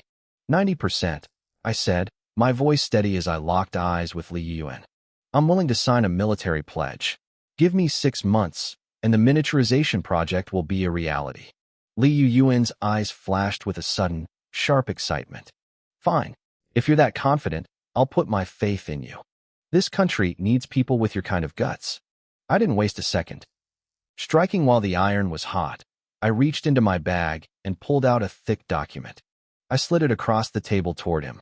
This is the budget proposal drafted by the lab for the fusion reactor. Li Yuan took it, but as he flipped through the pages, his breath hitched. He looked up at me, a suspicious glint in his eye. You brat, you had this ready the whole time, didn't you? You knew you'd convince me. What would you have done if I said no? I gave him a wry, bitter smile. I don't think you'd let that happen. Don't you want to see our country become the best in the world? Li Yuan froze for a second, then burst into a loud, booming laugh. You've got me there. I haven't been outplayed by a kid in a long time. He picked up the document and began to read seriously. But when his eyes hit the final total on the last page, his expression turned to stone. Elderly, I cut in quickly, seeing his jaw tighten. This is a project that will change the world. High costs are only natural. But I promise you, once this reactor is online, the returns will be immeasurable. Meanwhile, on the other side of the world, Adam was staring at his computer screen. It was almost time to clock out. As an editor for Science magazine, His job was to sift through mountains of research papers submitted from every corner of the globe. Statistically, only about 10% of these papers were worth anything. Science was the world's top journal, a symbol of ultimate prestige, which meant every basement scientist and crackpot theorist sent their ramblings to him. He'd seen it all: anti-gravity boots, perpetual motion machines, atomic-level kitchen appliances. He sighed, dragging a file toward the trash bin. It was another paper claiming to have solved the Goldbach conjecture. When he opened it, he realized the author didn't even understand what the conjecture was. "My God, Michelle, you have to see this one," Adam muttered to his colleague. Michelle, a blonde woman sitting at the next desk, looked up with a smirk. "What is it now?" "Another revolutionary breakthrough from a guy in his garage. This guy thinks proving the Goldbach conjecture means proving 1 + 1 = 2, Adam groaned. Michelle burst out laughing. "Honestly, Adam, I don't know how you managed to find the real crazies." Ding! A notification popped up. "Another submission." "Damn it," Adam hissed.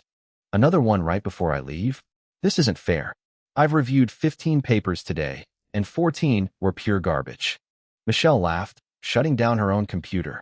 "Life is tough. Maybe we should swap salaries next month if you're so overworked." "Forget it," Adam grumbled, sitting back down. He glanced at the title of the new paper, and his eyebrows shot up. "Whoa, Michelle, look at this. A paper on controllable nuclear fusion." Michelle rolled her chair over, interested. "What do you want to bet? Is it more junk?" "A steak dinner says it's trash," Adam said, clicking the file open. "If it's actually good, you're paying for the Michelin-starred place downtown," Michelle countered. Adam paused, thinking of his 14 previous failures today, and nodded. "Deal. Michelin it is." He scrolled down to the author's credentials. His heart skipped a beat. His mouth went dry. "Wait, the second author is the Nuclear Physics Lab at Sandaeku University?" Michelle's smile vanished. "Sandaeku? That's one of the top schools in China." Adam shook his head in disbelief. "I think I'm buying you dinner." "But wait, look at the first author. Liu Yuan. Have you ever heard of a Liu Yuan in the fusion field?" Michelle frowned, thinking hard. "No, never. Is he a new prodigy? A newcomer getting first author credit over a major national lab?" Adam whispered, scribbling the name down. "That doesn't happen. Let's see what they're actually claiming." As he scrolled to the data section, his eyes widened. The numbers were staggering. They're claiming their magnetic confinement device can extend the fusion reaction time by 35 minutes? At factor F. He leaned in, his nose almost touching the screen. "This is insane. Didn't the international community just kick China out of the ITER project? If this is real, the look on the ITER board's faces will be priceless." "Adam," Michelle said, her voice trembling slightly. "Look at the very last page. The formatting, look at the footer." Adam's pupils dilated. He looked at the acknowledgement section. "As this paper concludes, I would first like to thank my university instructors." "This isn't a professional research paper," Adam gasped. This is a sophomore's term thesis." The next morning, at Stanford University, Professor Collins arrived at his office as usual, unaware that the world of physics was about to catch fire. A sharp, rapid knocking sound cut through the quiet of the office. Professor Collins had just sat down, his weight barely settling into his chair, when the door burst open. He didn't even have time to enjoy his morning coffee. "Who is it?" Collins snapped, his voice laced with irritation. "I thought I made it clear I wasn't to be disturbed." "Professor, it's me." A young man stood in the doorway, breathless and looking like he'd just seen a ghost. It was Ethan, one of his researchers. Collins frowned, his eyebrows knitting together. "Ethan, get in here. What's wrong with you?" Ethan rushed to the desk, his hands trembling as he slammed a document down in front of the professor. "Professor, it's the paper from Sandaeku. You need to see this. Right now." Collins groaned, rubbing his temples. "I told you, no interruptions before 9. What could be so important?" "Everything is different now," Ethan cried out, his voice cracking. "They've done it. China has mastered controllable nuclear fusion." Collins froze. "What did you say?" He snatched the paper off the desk, his eyes darting across the lines of text. As he read, his face paled. He flipped through the pages faster and faster, his breath hitching. "Is it real?" Ethan whispered, his face tight with anxiety. Collins didn't answer immediately. He couldn't. His mind was racing, trying to find a flaw, a lie, anything to disprove what he was seeing. 35 minutes of stable plasma confinement? That's impossible. It can't be. He felt like he was being slapped across the face with every data point.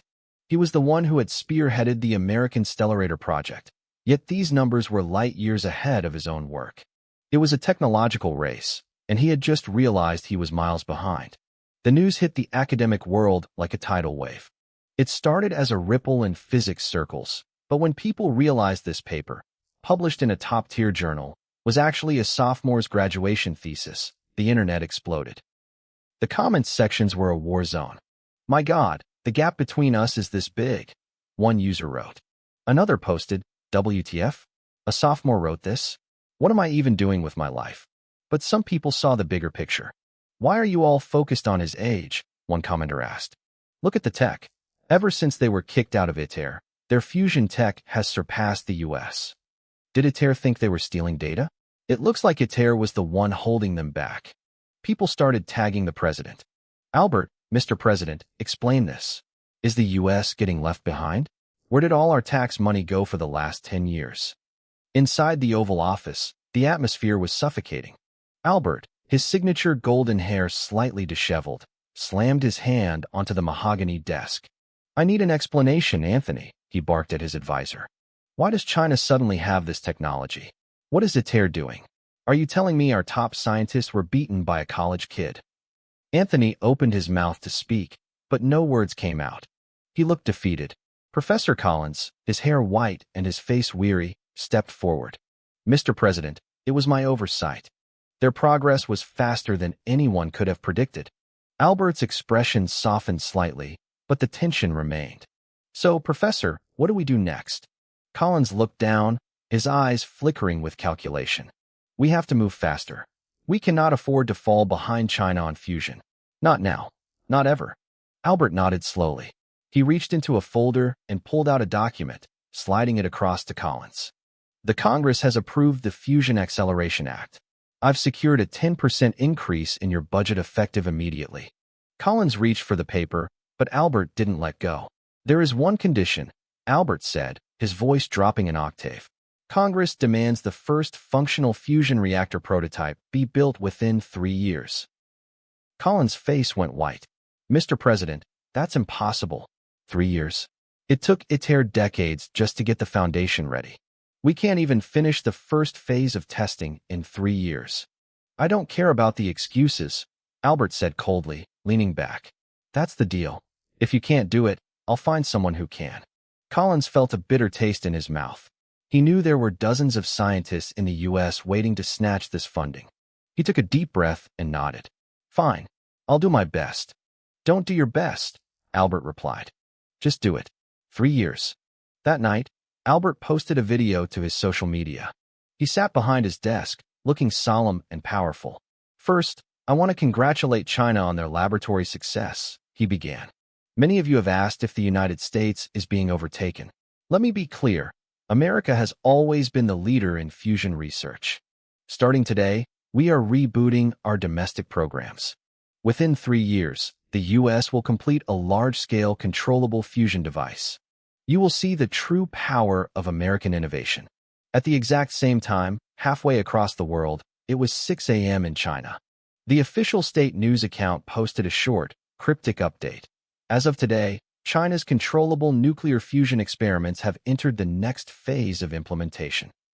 The Chinese internet went into a frenzy. "Wait, next phase?" one user commented. "Does that mean the tech is already mature?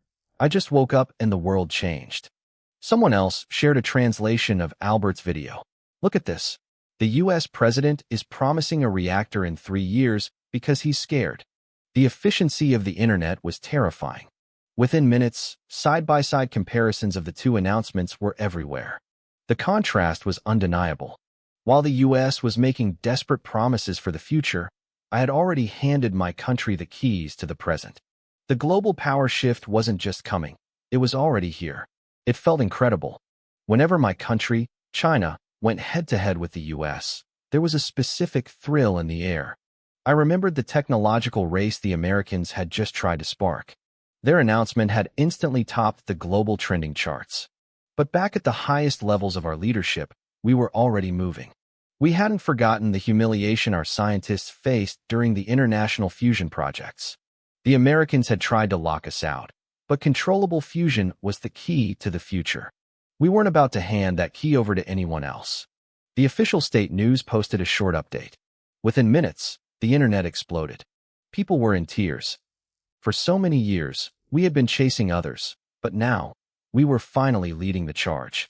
The comments sections were flooded with pride. People were saying that if you weren't proud to be Chinese today, you never would be. As the chief engineer, I felt a long-lost sense of peace and satisfaction. But I knew the work was just beginning. The first thing I had to handle wasn't just the math, it was the logistics and the public perception. Choosing a site for a fusion reactor was a massive challenge. First, we needed water. A lot of it.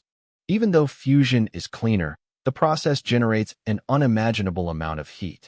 We needed a massive water source for cooling. Second, we needed flat, stable land.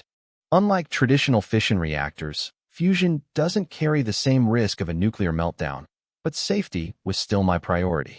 We couldn't build near a fault line. After scanning the maps, I pointed to a specific spot, Songhai Bay. In the past, people avoided building nuclear plants there because of the geography. They feared that if something leaked, the radiation would be trapped in the bay for a long time. But fusion changed the game. If something went wrong, the magnetic field would just stop, and the reaction would die instantly. It was inherently safer. Once the site was locked in, the construction plan was finalized. When the document was leaked to the public, the main talking point wasn't the technology, it was the timeline. 3 months, from breaking ground to a finished reactor, I had scheduled everything to be completed in just 90 days. The internet went into a total frenzy. A famous pop star was about to announce 16 concert dates, but he was instantly knocked off the trending list. Nobody cared about music. They only cared about the infrastructure monster returning to the world stage. 3 months, one user commented. Is that a typo? It took 3 months just to lay the foundation for my house. Others were more confident.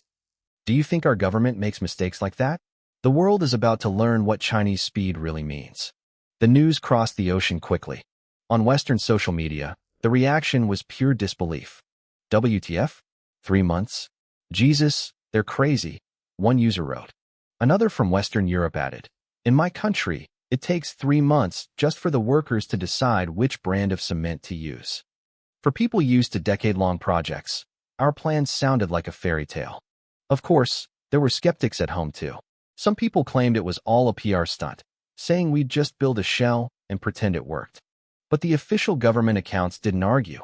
They just made another announcement. Starting the next morning, the state news channel would host a 24-hour live stream.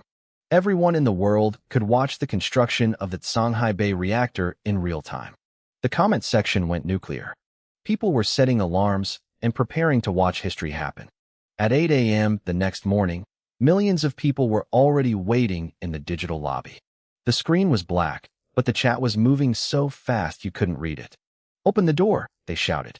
We're here. Suddenly, the screen flickered to life.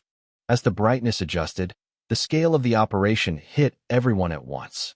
On the left side of the screen, hundreds of excavators stood in perfect rows like an army. On the right, thousands of specialized construction vehicles were lined up. In the center sat a massive, towering crane that looked like a mechanical god. The viewer count jumped into the millions instantly. My God, someone typed. This is the power of a great nation. A reporter's voice came over the broadcast. Hello everyone. We are live at the Songhai Bay construction site. Today is day 1. To maintain our schedule, we have 3 separate teams working in 24-hour rotations. For the next 3 months, the work will never stop. As she finished speaking, the engines roared to life. The race had officially begun. The number of viewers in the live stream spiked again, hitting a new record. As millions of people watched through their screens, the heavy machinery team let out a roar. Under the gaze of the entire world, the first massive hammer swung down, striking the earth with a deafening thud. The construction of the fusion reactor had officially begun. But while the physical work was starting, I was facing a different crisis back at the Sandaika University lab. My team was too small. We only had about a dozen researchers, and for a project of this magnitude, that was nothing. Moving a technology from a controlled lab environment to a commercial-scale power plant requires an army of minds. I had solved the core physics of the Shanghai reactor, but the engineering hurdles were endless. We needed automated maintenance systems, complex cooling protocols, and a concrete plan for how to actually hook this mechanical god to the national grid. I needed to scale up my staff by at least 10 times, and I needed to do it now. At the same time, in an office at Capital University of Technology, a man named Luo Hujing was staring blankly at his desk. He was a professor of nuclear physics and a specialist in tokamak devices. 2 months ago, he was at the top of his field. But after I proved that the tokamak path was a dead end, every lab in the country had shut down their old projects. Luo Hujing had been laid off. He was one of the greatest minds in the country, and he was currently sitting in an empty office with no research tasks and nowhere to go. He sighed, looking out the window at the campus. The entire nuclear physics community was in a state of paralysis, waiting to see if my Shanghai project was real. Just as he was about to pack his things, his phone buzzed. It was an unknown number. He picked it up, his voice weary. "Hello. Is this Professor Luo Hujing of Capital Tech?" I asked. My voice was calm, but I knew how much this call mattered. "Yes, this is he," he replied, sounding confused. "Professor, this is Lu Yuan from the Sandaeku Fusion Lab. I believe you were a lead researcher on the tokamak projects." Luo Hujing's heart skipped a beat. Everyone in the scientific world knew my name now. I was the man who had turned their world upside down. "Yes," he stammered. I still am, technically. We are building the Shanghai Bay demonstration reactor," I said, cutting straight to the point. "We need senior researchers who understand high-energy plasma. Are you interested in joining us?" Luo Hujing didn't even hesitate. His eyes lit up with a spark he hadn't felt in weeks. "Yes, I'm very interested." "Good," I said. "Be at the Capital Railway Station tomorrow morning at 9:30 a.m. A high-speed ticket to Shanghai City has already been purchased under your ID." Luo Hujing was stunned. "Wait, don't you need my personal information to book the ticket?" I went silent for a moment, then spoke softly. "Professor, don't worry. The ticket is already there. Just show your ID." I hung up before he could ask any more questions. The next morning, Luo Hujing stepped off the train in Shanghai City. He looked around the crowded station, feeling lost, wondering how he was supposed to find a secret research facility in a city of millions. Suddenly, a man in a crisp military uniform walked up to him and gave a sharp salute. "Professor Luo, I'm Du Jun. I've been ordered to escort you to the temporary research site." Luo Hujing felt the eyes of everyone in the station turn toward him. He felt awkward being treated like a high-ranking official. No need for the formalities. Let's just go." As they drove toward the coast, they passed through 3 separate military checkpoints. The security was tighter than anything Luo Hujing had ever seen. He looked out the window, seeing rows of military tents and armored vehicles. "Is all this really for a power plant?" Luo Hujing asked, his voice trembling slightly. Du Jun smiled mysteriously as he steered the car. "Professor, Shanghai Bay is currently the most protected spot on the planet. We have an entire division stationed here. I even heard that a carrier strike group has been moved to the waters just off the coast." Luo Hujing gasped. "An aircraft carrier? For a reactor? My orders are to protect you and the other 100 researchers we're bringing in at all costs," Du Jun replied. "Nothing is allowed to interfere with Lu Yuan's work." An hour later, the car screeched to a halt. Luo Hujing looked out the window and blinked in disbelief. In front of him wasn't a gleaming high-tech facility. It was a cluster of temporary prefab shacks and warehouses surrounded by swirling dust and sand. "This?" Luo Hujing asked, his jaw dropping. "This is the world-class research institute." Du Jun scratched the back of his neck and gave a sheepish grin. "Sorry, Professor. We're moving fast. This is the best we could do on short notice." We had run out of time. This cluster of makeshift shacks was the absolute limit of what we could build on such short notice. I stood inside one of these temporary rooms, hunched over a desk covered in blueprints and calculations. I was only 20 years old, and my face still looked young, but the weight of a dying future pressed down on my shoulders. I felt a presence at the door and looked up. It was Professor Luo Hujing. He stood there frozen, staring at me. I could see the confusion in his eyes, but there was something else, a flicker of recognition. He had seen this look before, usually on the faces of world-class scientists who had spent decades in the trenches of research. Even though he had never met me, he knew exactly who I was. I was the man single-handedly forcing the hand of destiny. I broke the silence with a smile and stood up. Professor Luo, please, take a seat. Luo Hujing blinked, looking stunned. Professor Lu, you know who I am? I waved my hand dismissively. Don't call me that. I haven't even graduated yet. And of course I know you. I've read your files. You were in charge of temperature control for the tokamak device back at Qingqing University of Technology, right? His jaw dropped. He couldn't believe the chief engineer of a national project had memorized the details of a single professor from a local university. I didn't wait for him to recover. I looked him in the eye and got straight to the point. I want you to handle the temperature control for our project here as well. What do you think? Luo Hujing hesitated. I could see the fear in his eyes. He knew how much the country had invested in this. Professor Lu, my expertise is in tokamak reactors. I haven't studied stellarators deeply. If I make a mistake and ruin the project. I laughed softly to ease his tension. Professor, you don't need to worry. The temperature control for a stellarator is actually less complex than a tokamak. Besides, 95% of the researchers here came from tokamak backgrounds. We're all learning together. He let out a long breath, his shoulders finally relaxing. If everyone was in the same boat, he didn't feel like such an outsider.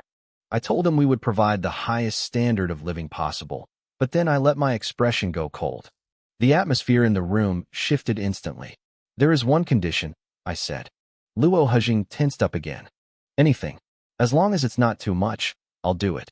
During the research period, you must cut off all communication with the outside world, I stated firmly. No exceptions until the prototype is complete. He nodded frantically, looking relieved. Of course. I saw the army outside. I already expected this. You have my full cooperation. I nodded, satisfied. Good. Get some rest. We start tomorrow. The following months were a blur of steel, sweat, and sleepless nights. 3 months passed in the blink of an eye. The initial hype on social media had died down, and most people had forgotten about the mysterious construction in Songhai Bay. But then, the official news account dropped a bombshell.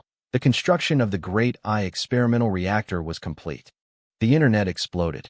People were counting the days, realizing it had been exactly 90 days. Some were skeptical, claiming it was impossible to build something so massive so quickly. But when the live stream started, the skeptics went silent. For massive, silver hemispheres sat under the sun, gleaming like fallen stars. It looks so cool, the comments screamed. Can we get a closer look? Then, the discussion shifted. Is Great Eye really the name? We need something better, something meaningful. The suggestion caught fire. The officials decided to hold a public naming contest. For 3 days, the suggestions poured in so fast they crashed the servers. When the results finally landed on my desk, I stared at the list and felt a twitch in my eye. I looked at the sweating staff member standing in front of me. Are you serious? We can't change this. He looked embarrassed. Well, these were the top voted names. I pointed at the paper. Patrick Starr, you want to name the world's first controllable nuclear fusion reactor after a cartoon starfish? The staff member turned bright red. You're the chief engineer, sir. You have the final say. I leaned back, rubbing my temples as I looked at the other ridiculous suggestions like Hurry and Phoenix.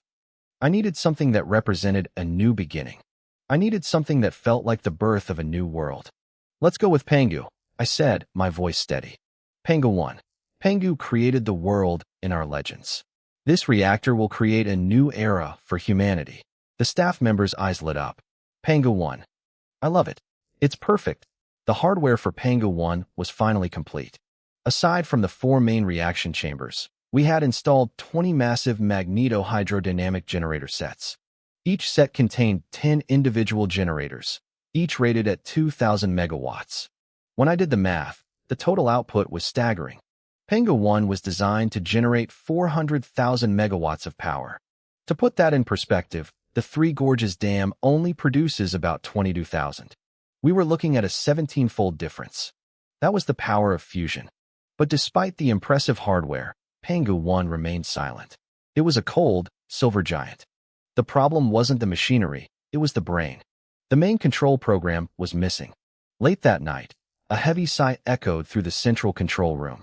I walked in and saw an elderly woman staring intensely at a computer screen. This was Yuan Hongmei, an academician from the National Academy of Sciences. She was a legend who had developed the very first control programs for fusion research in our country. If anyone could bridge the gap, it was her. Standing beside her was Su Cheng, her top student. He was only in his 30s, but had already inherited most of her expertise. Right now, both of them looked defeated. Elder Yuan, Su Cheng said softly, trying to comfort her. Don't push yourself too hard. The old fission control programs took over a year to develop. This is fusion. It's a different beast. Yuan Hongmei's face tightened. Her lips trembled slightly. But Pangu 1 is waiting on us, she whispered. The entire institute is watching. We are the bottleneck. Su Cheng sighed deeply. I don't want to be a pessimist, but controlling high-temperature plasma is a nightmare. To do it, we have to solve the turbulence problem that has haunted physics for decades. In my opinion, it's practically impossible. Yuan Hongmei knew he was right, but as an academician, she couldn't bring herself to give up. The nation was counting on us. I knocked on the door in a rhythmic pattern. Yuan Hongmei snapped out of her trance and stood up. Who is it at this hour? She called out. It's me, Lu Yonchong, I replied. She hurried to the door and opened it. I could see the exhaustion in her eyes, though I tried to keep a polite smile on my face. Professor Lu, what are you doing here so late? I stepped into the room and glanced at the glowing green code on their monitors. I let out a breath. The control program still isn't working, is it? Yuan Hongmei shook her head sadly. I went quiet for a moment. I realized I had made a mistake. In my past life, the software for fusion hadn't been an issue because the theory had already been established. I hadn't bothered to study the code in detail because I thought the experts here could handle it. But then I remembered why they were stuck. Professor Lu, with all due respect, this isn't like building the reactor, Su Cheng interrupted. He looked frustrated. Yuan Hongmei frowned at him. Su Cheng, watch your tone. Then she turned back to me. Professor, give us more time. Fusion is incredibly complex. I looked at Su Cheng. Tell me exactly what the difficulty is. Maybe I can help. Su Cheng looked at Yuan Hongmei, and when she didn't object, he spoke up. Fine. In a fission reactor, we just move control rods to manage the fuel. But in fusion, the plasma moves in ways that are chaotic. It involves the Navier-Stokes equations, the NS equations. It's one of the 7 Millennium Prize problems. Unless we solve the existence and smoothness of the NS equations, we can't write a program to control the plasma. It's a dead end. He was right. The NS equations were a wall that humanity hadn't climbed yet. But I knew something they didn't. In the original timeline, an American mathematician would solve this 5 years from now. I had studied that proof extensively in my previous life. I smiled. I see. Do you have any paper? The sudden shift in the conversation caught them off guard. What? Su Cheng asked, blinking. Paper, I repeated. And a pen. A 4-printer paper will do fine. I pulled a fountain pen from my pocket. Yuan Hongmei stared at me, her expression turning strange. Professor Lu, you aren't suggesting you're going to solve the NS equations right here, are you? I pulled out a chair and sat down. That's exactly what I'm suggesting. Now the paper. Yuan Hongmei signaled to Su Cheng. He handed me a stack of blank white sheets, looking completely skeptical. Professor, this is one of the hardest math problems in history. I didn't answer. I just nodded, lowered my head, and let the pen hit the paper. My hand moved with a life of its own, scratching out complex lines of calculus and fluid dynamics. Su Cheng leaned over to Yuan Hongmei and whispered, What do we do? She didn't answer. She was staring at the first line I had written, her brow furrowed in deep thought. Minutes turned into an hour. The stack of blank paper dwindled, replaced by sheet after sheet of dense, gray formulas. The room fell into a deathly silence, broken only by the frantic scratching of my pen against the desk. The skepticism in Yuan Hongmei's eyes began to fade. As she watched me write down a pivotal equation, her expression shifted into pure, unfiltered shock. She gasped, her teeth clicking together as she leaned in closer, terrified that I might disappear or stop before I was finished. She realized then that my work wasn't just advanced, it was dangerous to the current laws of physics. Beside her, Su Chung was completely lost. His brain couldn't keep up with the speed of my pen. 2 hours passed in a blur. The scratching sound of the fountain pen suddenly stopped. I let out a long, heavy breath and stood up to stretch my stiff muscles. My joints popped. Is it done? Yuan Hongmei's voice was trembling. I smiled and gathered the stack of A4 sheets, straightening the edges before handing them over. It's done. And the result? She whispered, clutching the papers like they were made of gold. It exists, I said simply. It's smooth. The singularities are resolved. Yuan Hongmei looked at the math, then back at me, her face pale. Professor Liu, you really? I don't even have the words. Now, the control program for the fusion core should be solvable, I said, my tone casual despite the weight of the moment. She nodded violently, a spark of fierce determination lighting up her eyes. Professor, rest assured. If I can't finish the control program within 2 weeks, you can take my title. I'll resign. Meanwhile, across the ocean, a howl of rage echoed through the Oval Office. Impossible. Absolutely impossible. Fake news. President Albert, his signature golden hair disheveled, slammed his fist onto the heavy mahogany desk. His face was flushed a deep, angry red, looking like a ripe fruit about to burst. China cannot complete such a massive project in 3 months. It's all a lie. Mr. President, I regret to inform you that it is very real, William Blair, the director of the CIA, said flatly. He opened a laptop and turned it toward Albert. What is this? Albert squinted at the screen. It's a time-lapse video of the 3-month construction period, officially released by China, Blair explained, his voice devoid of emotion. The video showed a barren piece of land transforming into a fully functional nuclear fusion facility in record time. As the video ended, Albert's face turned from red to a sickly green. Where did this come from? It appeared on Twitter this morning, Blair replied. We verified it. There is no CGI, no manipulation. It's authentic. Albert fumbled for his own phone, his fat fingers trembling as he scrolled through the comments. The internet was exploding. People were calling it a miracle, while others mocked the West's slow progress. Where is our fusion team? Albert roared. I need an explanation. An elderly man leaning on a cane, Professor Chris, stepped forward with a terrified expression. Tell me, Albert hissed. What stage is our fusion reactor at? Chris hesitated, his eyes darting around the room. Currently, we haven't actually started construction yet. Albert choked on his own breath, coughing violently before screaming. Are you joking? It's been 3 months, and we haven't broken ground. Listen to me. Start building the reactor now.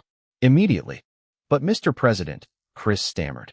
Our plans were for a small experimental device. The plans have changed. Albert waved his hand dismissively. If China can do it, we can do it. Build a massive one. Make it the biggest in the world. A month later, at Shanghai Bay in China, the sea was calm. A massive aircraft carrier sat anchored 10 kilometers offshore. Its missile hatches were open, and its radar was spinning at maximum capacity, scanning the skies. To an outsider, it looked like a routine stop. In reality, the entire area was under total military lockdown. Not even a stray dog could get close without being spotted. The reason was simple. The Carrier No. 1 fusion reactor was about to be ignited for the first time. Inside the primary control center, I stood before the main console. I stared at the data flowing across the massive screens, my face grim. Prepare for the first ignition, I said, my voice low and steady. All departments, check equipment status. The room hummed into life. Every researcher moved with precision. They had practiced this for days, knowing that a single mistake could be catastrophic. Cooling system normal. Reaction chamber stable. I took a deep breath. Start the magnetic field. A low, deep thrumming sound vibrated through the floor. Current reaching threshold. Magnetic field strength confirmed, a researcher shouted. Turn on the heating. Inject the fuel. This was it. The final step. I looked at the large red button on the console, my heart hammering against my ribs. I reached out and pressed it. Inside the vacuum chamber, high-energy lasers slammed into the plasma, screaming past 100 million degrees Celsius. I watched the monitors. The neutron flux spiked. The fusion reaction is sustained, someone yelled. A surge of adrenaline hit me. In less than half a year, the light of fusion was burning on Chinese soil. In a corner of the Panga #1 control room, Luo, he was watching the temperature curves. He rubbed his right eye nervously. Ever since the countdown started, his eyelid had been twitching uncontrollably. He remembered the old saying, left eye for wealth, right eye for disaster. He didn't want to be superstitious, but his gut was screaming at him. Suddenly, he saw the temperature line on his screen. It didn't just rise, it spiked upward in a violent, jagged leap. My heart skipped a beat as I watched Luo He. He adjusted his glasses, leaning so close to the monitor his nose almost touched the glass. He was staring at the temperature curve. For a second, the line stabilized. It returned to a normal, rhythmic wave, making that previous terrifying spike look like a glitch, a ghost in the machine. Luo He hesitated. His hands shook as he grabbed a ballpoint pen and a scrap of paper, scribbling formulas in a frantic, messy scrawl. No, he muttered, his eyes turning bloodshot. That wasn't an accident. In a system this precise, there are no accidents. Any data point that strays outside the lines is a warning from the gods of physics. He plugged the momentary spike into his equations, and I saw his pupils shrink to the size of pinheads. Shut it down, he screamed, lunging out of his chair. Emergency shutdown. Now, his voice tore through the quiet hum of the control room like a jagged blade. The smile slid off my face instantly. I didn't stop to think. I didn't ask for an explanation. The moment I heard the terror in his voice, my hand slammed down on the forced termination button. Thump. A low, heavy vibration groaned through the floorboards. The current in the superconducting coils began to bleed away. The magnetic field holding the sun in a bottle started to dissipate, and the violent reaction inside the chamber faded into darkness. As the neutron flux readings on the big screen plummeted to zero, a wave of confused murmurs broke out among the staff. What's going on? That was Luo He, the guy on temperature monitoring. What did he see? Is the core melting? I didn't answer them. I kept my eyes locked on the monitors until I was absolutely certain the reaction had stopped. Only then did I turn to Luo He. My stomach dropped when I saw him. He was deathly pale, his hands trembling so hard he could barely hold his notes. He looked like a man who had just seen his own funeral. Quiet, I barked. The room fell into a heavy, suffocating silence. I walked over to him, my brow furrowed. Luo He, tell me, what happened? He flinched at the sound of his name, then scrambled to gather his papers. He ran over to me and thrust the scribbled notes into my hands. Look at this, Professor Liu. This was the anomaly. And this is the projection for 10 minutes from now. I looked down at the paper. The handwriting was jagged and frantic, showing his internal panic. I followed the numbers, calculating the trajectory in my head. When I hit the final result, my blood ran cold. This is impossible, I whispered. The researchers around us grew even more tense. Fang Su couldn't handle the suspense anymore and hurried to my side. Lu Yuan, what is it? Is there a flaw in the thermal monitoring? I didn't speak. I just handed him the paper. My face felt like stone. Everyone, stop what you're doing. We're going into a full system diagnostic. A ripple of shock went through the room. A total failure? Already? I turned to the main console and punched in a few commands. A new temperature curve flashed onto the massive screen for everyone to see. Then, I ran the simulation based on Luo He's data. A few seconds later, a second line appeared. It didn't curve. It shot upward at a 90-degree angle, a vertical wall of heat. Silence settled over the room like a shroud. If Luo He hadn't caught that tiny flicker, Panga #1 wouldn't have just failed. It would have vaporized. Professor Luo, I said, my voice tight. If I remember correctly, this curve represents the temperature of the magneto-hydrodynamic generator, right? Luo He took a deep breath, his heart rate finally beginning to slow down after the adrenaline spike. He nodded quickly. Yes. It's the generator temperature. My frown deepened. Why would the generator be overheating while the rest of the system seemed fine? Lu Yuan, look at this, Fang Su called out from another station. Look at the power output curve. I hurried over. The screen showed the generator's power levels during the reaction. It was a perfectly flat line, holding steady at about 10% capacity. On the surface, it looked normal. This was just a test ignition. We hadn't loaded much fuel. We expected the output to be low, but the perfect stability was exactly the problem. I saw it instantly. The generator is jammed, I said.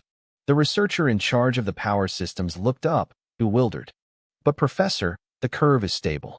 It's right where it should be. No, I explained, my voice grim. I grabbed the mouse and dragged the timeline back to the start. Look at 9:18 a.m. The reaction starts, and the power climbs slowly. That's normal. But look at 9:23 a.m. For 5 minutes, the power stayed exactly at 10%. During that window, the fusion reaction was at its peak. Based on the heat flux, the output should have hit at least 15%. The researcher's face went white. He looked at the screen, then back at me, his lips trembling. Professor Liu, I didn't notice. I thought it was just stable. I felt a ghost of a smile touch my lips, and I patted him on the shoulder. Relax. In a project this big, the problems are bound to be big too. You should actually be thanking Professor Luo here. I turned to Luo He, who was still looking a bit dazed. If it wasn't for his quick thinking, we wouldn't be standing here talking about a failure. We'd be debris. Luo He shook his head frantically. No, I was just doing my job. Don't be modest, I said seriously. Being the first person to scream stop when the world is watching takes more than just skill. It takes courage. Most people would have been too afraid to be wrong. You were brave enough to be right. Inside the Pangu No. 1 magneto-hydrodynamic generator room, the air was thick with frustration. I watched as Lu Yongchang and the other researchers rubbed their temples in exhaustion. We had been at this for days, running every diagnostic in the book, only to reach a maddening conclusion. Everything was normal. At least, physically. Every single generator was functioning perfectly on paper. There were no mechanical failures, no short circuits, nothing. What is this? Lu Yongchang muttered, his brow furrowed deeply. The worst-case scenario has happened. I knew exactly what he meant. In a project of this scale, a visible malfunction isn't actually scary. You find the broken part, you fix it, and you move on. But when the system fails and you can't find a single thing wrong, that's terrifying. The team was drowning in a heavy, somber atmosphere. Every researcher looked like they were attending a funeral. Suddenly, a ringtone shattered the silence. Lu Yongchang pulled his phone from his pocket. I saw his eyes flicker when he noticed the encrypted number. Hello? Who is this? He asked. Before he could finish, a gravelly, aged voice came through the speaker. Hey, Yongchang. It's Li Yiran. Lu Yongchang froze. Li Yiran, he gasped. The entire room went dead silent. Every head turned toward him. Beside me, Fong Su's eyes widened with a mix of shock and pure envy. A personal call from Li Yiran was no small thing. Yongchang, I heard Pangu No. 1 hit a bit of a snag, Li Yiran said. Lu Yongchang let out a bitter, silent laugh. The news of our failure had traveled fast if it had already reached Li Yiran's ears. We've run into some trouble, yes. But don't worry, I'll solve it as quickly as possible. There was a pause on the other end. Then, Li Yiran's voice came back, softer but more serious. Yongchang, don't rush this. You can't just force a solution. You need to investigate carefully, step by step. But listen to me. You must ensure your own safety above all else while you troubleshoot. Do you understand? I could see the warmth spreading through Lu Yongchang's expression. He was clearly moved. Don't worry, elderly, Lu Yongchang replied. Li Yiran sighed. It's okay if the progress on Pangu No. 1 slows down. What matters is the lives of you and your team. I know every nuclear project has its risks, but remember this. The future of our country needs scientists like you to rise. Stay safe. Lu Yongchang was visibly touched. I don't think he realized just how much Li Yiran valued him until that moment. I understand, he said firmly. If there's any danger, I'll evacuate everyone immediately. I promise you, nothing will go wrong with the Pangu No. 1 reactor. A few minutes later, he hung up. He took a long, shaky breath. What did he say? Fong Su asked immediately, leaning in. Does he know the situation? Lu Yongchang nodded and turned to the room. That was Elder Li Yiran. As you guessed, he's fully aware of what's happening. And I'm going to tell you exactly what he told me. As Lu Yongchang relayed the message, that there was no blame, only concern for our safety, the mood in the room shifted instantly. The researchers were moved. They hadn't expected such grace. Everyone, Lu Yongchang said, his voice ringing out. This is the toughest problem we've faced yet, but I believe we can find the cause. The light of fusion will bloom on our soil. Now, let's start from the very beginning. Let's re-examine everything. In just minutes, the energy in the room did a total 180. The gloom was gone, replaced by a frantic, inspired heat. I felt a weight lift off my chest. That phone call couldn't have come at a better time. Yongchang, Fong Su whispered, pulling him aside while the others worked. Do you think, could it be the control program? Lu Yongchang froze. He stood up so fast his chair nearly tipped over. He stared at Fong Su. What did you just say? Fong Su jumped, startled by the reaction. I asked if it could be a problem with the main control system. Lu Yongchang slammed his hands down on the table, his face lighting up with excitement. Yes, that's it. It's the only thing we haven't torn apart yet. Where's old Yuan? Where is he? He's an old man. He's resting in the central control room. A researcher reminded him. Lu Yongchang nodded. Right. I'm going to find him. Fong Su grabbed his arm, looking nervous. Wait, Lu. He's up there in years. Be careful how you handle this. I understood what Fong Su was getting at. Old Yuan was a legend, a senior. Telling him his code might be the reason the whole project was failing was a massive insult to his expertise. Plus, at his age, a shock like that could be bad for his health. Don't worry, I've got this, Lu Yongchang said with a confident smile. He walked into the central control room quietly. Old Yuan was slumped over a desk, napping. The second Lu Yongchang sat down, the old man's eyes snapped open. Yongchang, what are you doing here? Did you find the problem? Even half asleep, the reactor was the only thing on his mind. Lu Yongchang hesitated, then slowly shook his head. I saw the light dim in old Yuan's eyes. He let out a heavy sigh. Old Yuan, Lu Yongchang said, his voice soft and careful. We've checked every physical component. Panga number 1 is perfect. That leads me to suspect. Could there be an issue with the main control system? Old Yuan's face changed instantly. What?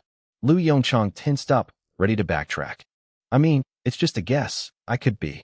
Of course, old Yuan shouted, jumping out of his chair with more energy than I'd seen him have all week. Why didn't I think of that? Yongchang, you're right.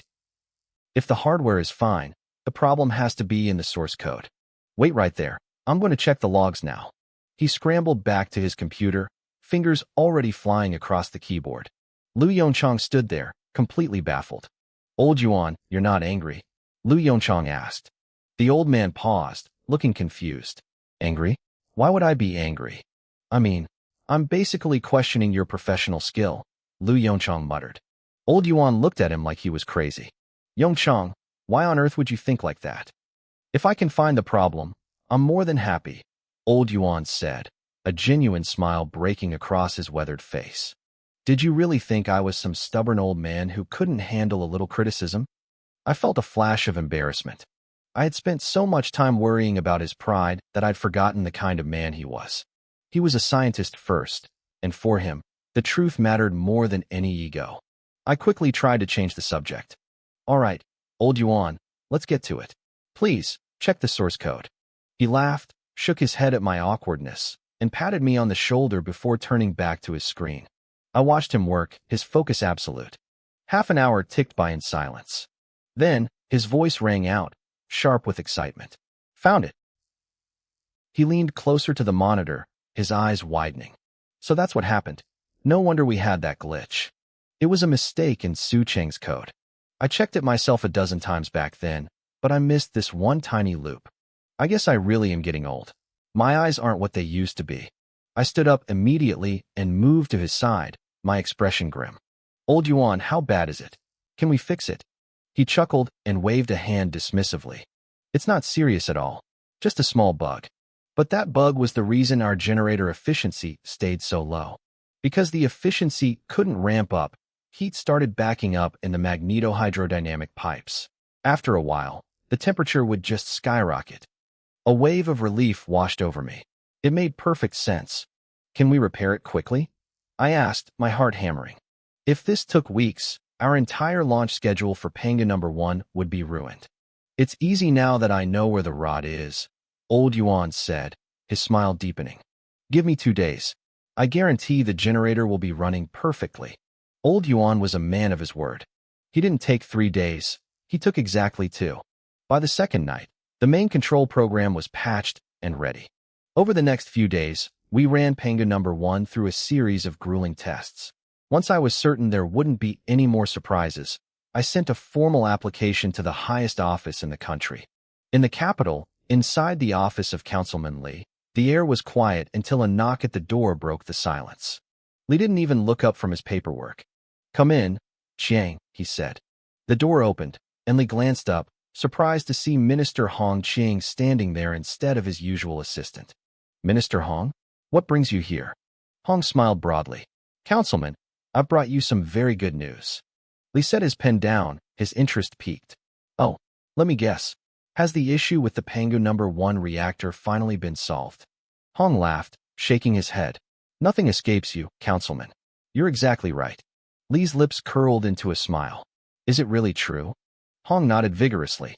"Not only that, but I have a special application here from that kid, Lu Yongchong." Lee frowned slightly. "An application?" Hong pulled a sealed envelope from his pocket and placed it carefully on the desk. "He insisted that I deliver this to you personally." Lee chuckled, shaking his head at my boldness. He opened the envelope and pulled out a single sheet of paper. As he read my handwriting, his eyes grew wider and wider. "After multiple tests, we can confirm that Panga number 1 has met all conditions for ignition. Councilman, I request permission to officially start the reactor at noon tomorrow and begin the grid connection task." Lee's face flushed with excitement. He slammed his hand down on the desk, the sound echoing through the room. "Good. Excellent. Lu Yongchong is truly the hope of our new generation. Chiang, join me tomorrow. We are going to Panga number 1. We are going to witness history." That evening, at exactly 7 o'clock, the national news anchor appeared on screen with a solemn, historic expression. "Breaking news. Xia's first commercial controllable nuclear fusion reactor, Panga number 1, will officially start tomorrow at noon. The entire process will be broadcast live." Within minutes, the internet exploded. Every trending topic about celebrities or scandals vanished, replaced entirely by one name, Panga number 1. People couldn't believe it. The first commercial fusion reactor in human history was actually happening. "Xia is the greatest," one comment read. "I thought the Americans and the ITER project hadn't even started their second ignition tests yet." Another user replied, "Second test? The American reactor is still just a drawing on a piece of paper. How am I supposed to sleep tonight after hearing this?" Nobody slept. That night, the number of people awake in the country doubled. Everyone was waiting for the morning. At 10 o'clock the next day, a black Hongqi sedan with the license plate 0001 rolled into Shanghai Bay, escorted by a fleet of military vehicles. The car stopped in front of the massive, silver-white hemispherical building. Councilman Lee stepped out, looking up at the structure with awe. "I never imagined," Lee whispered to Hong Chiang. "I never thought we'd see controllable fusion on our soil in just a few months." Hong nodded. "To be honest, when I saw the news about ITER a while back, I was terrified we were falling behind the West again." Lee smiled. "I bet the people at ITER are regretting everything right about now. If they hadn't kicked us out, we would have had to share this technology with them for free under the old agreement." Hong laughed. "In a few hours, their faces are going to turn green with regret." "It's a great day," Lee said, his voice full of pride. "Let's go inside. I want to see how Lu Yongchong is holding up." They stepped into the central control room and were immediately hit by a wall of controlled chaos. I was standing on the command platform, shouting over the noise to Fong Su. "Fong Su, have the reactor checks been completed?" Fong Su gave me a sharp nod. "Everything is green. The superconductors are stable, and the national grid is ready for the load." Councilman Lee stood at the entrance, a soft smile on his face, watching me work. I didn't even notice him. I was completely consumed by the machine that was about to change the world. I didn't even notice Councilman Lee and Hong Chiang standing at the entrance. I was too locked into the monitors. It was Fong Su who spotted them first. "Councilman Lee, what are you doing here?" Fong Su shouted in surprise. His voice cut through the noise, snapping every researcher's attention toward the door. The room went silent for a heartbeat. One by one, the scientists stopped their work and nodded in respect. I quickly hopped down from the command platform and hurried over to meet him. "What? Am I not allowed to be here?" Lee asked with a small, knowing smile. Fong Su's jaw twitched. Of course you are. It's just, this is a nuclear reactor. If something goes wrong, it's dangerous. Li didn't blink. His voice was steady and absolute. I believe in you all. He turned his gaze toward me. Yuan, tell me, can I trust you? I looked him straight in the eyes. There wasn't a shred of doubt in my mind. Please, rest assured, Councilman, I replied loudly. Time started to crawl. On the wall, the clock ticked toward 11. Across the country, people like Zhao Zijia were glued to their screens. Zhao had dark circles under his eyes from a sleepless night of anticipation. He clutched his remote, flipping to the national news channel, pacing as he watched endless commercials. Why hasn't the broadcast started? He muttered, glancing at his wall clock. It was an hour until the scheduled ignition. He pulled out his phone and checked his group chats. Everyone was asking the same thing. I've been waiting since last night, Zhao typed. If this doesn't start soon, I'm going to have a heart attack. His friends joked with him, but the tension was real. Then, a pinned message flashed at the top of the chat. Asterisk, stop talking. Turn on the TV. It's starting. Asterisk. The chat went dead instantly. Zhao dropped his phone and stared at the screen. The majestic, silver exterior of the Pangu No. 1 demonstration reactor appeared. Just the outside, Zhao whispered, his face falling with disappointment. What's the point of that? He sighed, turned off the TV, and went back to his phone to complain. But a second later, a new message popped up. Asterisk, look again. They switched the feed. Asterisk. He lunged for the remote. The screen flickered back to life, showing the interior of the central control room. There I was, a 20-year-old in a white lab coat, standing solemnly at the center of the command platform. That must be him, Zhao murmured. The chief engineer, Lu Yuan. Then, Zhao's eyes widened. In the corner of the frame, partially obscured by the camera angle, stood Councilman Li. Zhao's hands shook as he typed back into the chat. Look at the bottom right. The councilman is actually there. Back inside the reactor hall, the clock finally hit 12. I took a deep breath and looked around at the faces of the men and women who had given everything to this project. Everyone, I said, my voice carrying through the quiet room. It is an honor to witness this moment with you. We have poured our souls into Pangu No. 1. Regardless of the outcome, history will remember your names. I reached out and pressed the ignition button. A low, familiar hum vibrated through the floor. Within milliseconds, the deuterium-tritium plasma was scorched to over 100 million degrees Celsius. Pure, limitless energy erupted inside the vacuum chamber. For the first time on this soil, we had created the power of a star. The neutron counters on the monitors began to skyrocket. No one cheered yet. We were all holding our breath. This was only the beginning. Cooling system stable, a voice called out. Fusion intensity normal. Magnetohydrodynamic generator engaged. Current output at 35% capacity. The reports kept coming, but I couldn't relax. The next step was the most dangerous. Prepare for grid integration, I ordered. If the power didn't sync with the national grid, the whole thing was just a fancy science experiment. We needed to power the country. Minutes felt like hours. Finally, a researcher screamed with joy. Integration successful. Current output, 200,000 megawatts. A surge of adrenaline hit me. We were 90% of the way there. Increase fuel injection, I commanded. Bring it to maximum load. The room grew tense again. This was the limit. Over the next few minutes, the numbers climbed steadily. 80%, 90%, 99%. The reaction inside the core became violent. Even in the shielded control room, I could feel a slight tremor beneath my boots. Professor Liu, output is at 400,000 megawatts. The reactor is stable. All systems are green. A smile finally broke across my face. I felt a strange sense of vertigo, a realization of what we had actually done. Everyone, I said, my voice thick with emotion. We did it. The room exploded. A wall of thunderous applause hit me as every researcher stood up, looking at me with pure reverence. Across the nation, Zhao Zijia watched the screen with tears in his eyes. He grabbed his phone and typed one final sentence into the chat. The light of fusion now shines upon our land. The screen filled with the same message over and over as thousands of people joined in. I took a deep breath and looked at the monitors. Finally, the future was safe. For the first time in history, Xia country stood at the very forefront of the world. We had done the impossible. But while my country celebrated, a wave of panic and regret washed over the United States, thousands of miles across the ocean.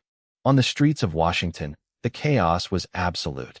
Thousands of citizens marched toward the White House, waving banners and flags. People watching from their windows couldn't stay away. They joined the crowd, making the line of protesters grow longer by the second. Soon, the space outside the White House was a sea of angry faces. They wanted answers. Their banners screamed in bold letters, "We need an explanation."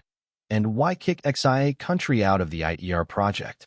They wanted the power of fusion, and they wanted it now.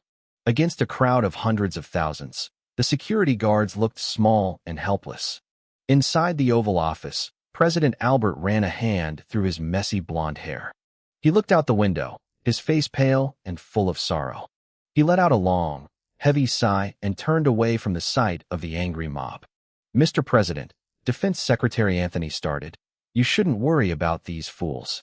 They—" "Shut up, Anthony," Albert snapped. He glared at him with pure hatred. "If it wasn't for you, Xia country would be sharing their fusion technology with us for free right now. Look at the mess you've made." Anthony's face soured. "With all due respect, sir, even if they stayed in the project, they never would have shared that tech with us." Albert let out a cold snort. "How do you know that?" "Let me tell you something, Anthony. Nobody understands Xia country better than I do. I believe they would have followed the contract. I truly believe it." He turned his gaze toward Professor Collins, who had been trying to stay invisible in the corner. "Professor, what about our own fusion demonstration reactor? Don't tell me it's still just a drawing on a piece of paper after all this time." Collins flinched. He looked terrified. "Mr. President, construction has technically begun." Albert's expression softened slightly. A flicker of joy hit his eyes. "Finally, some good news. How far along is it?" Collins's lip twitched. He lowered his head and whispered, We are digging the foundation." "What the? Are you joking with me, Professor?" Albert's face turned a violent shade of red. "The construction team has been asking for more resources," Collins sighed, sounding defeated. "There's nothing I can do." Albert's eyes twitched with rage. "I don't care about any of that. Tell those damn workers I want to see a finished reactor in 1 month. I don't care how you do it. You have 30 days. Do you understand?" Back in Xia country, 3 days had passed since the successful run of Panga No. 1. Even though we had achieved our goal, I didn't let the research team disband. I had a new mission. At my request, every researcher traveled to a secret location, the Daxia Bay Nuclear Physics Laboratory. Standing at the entrance, the team looked at me with confusion. They were exhausted but curious. Fong Su stepped forward, unable to stay silent any longer. "Lu Yuan," he asked, "what are we doing here? What's the plan?" I let out a small laugh and let my eyes drift over the crowd of brilliant minds. "I know you're all wondering why I brought you here," I said. The researchers nodded in unison. They had given me everything for the first reactor, but I wasn't finished. I looked at the lab doors and felt a familiar spark in my chest. It was time to shrink the giant. It was time to make fusion portable.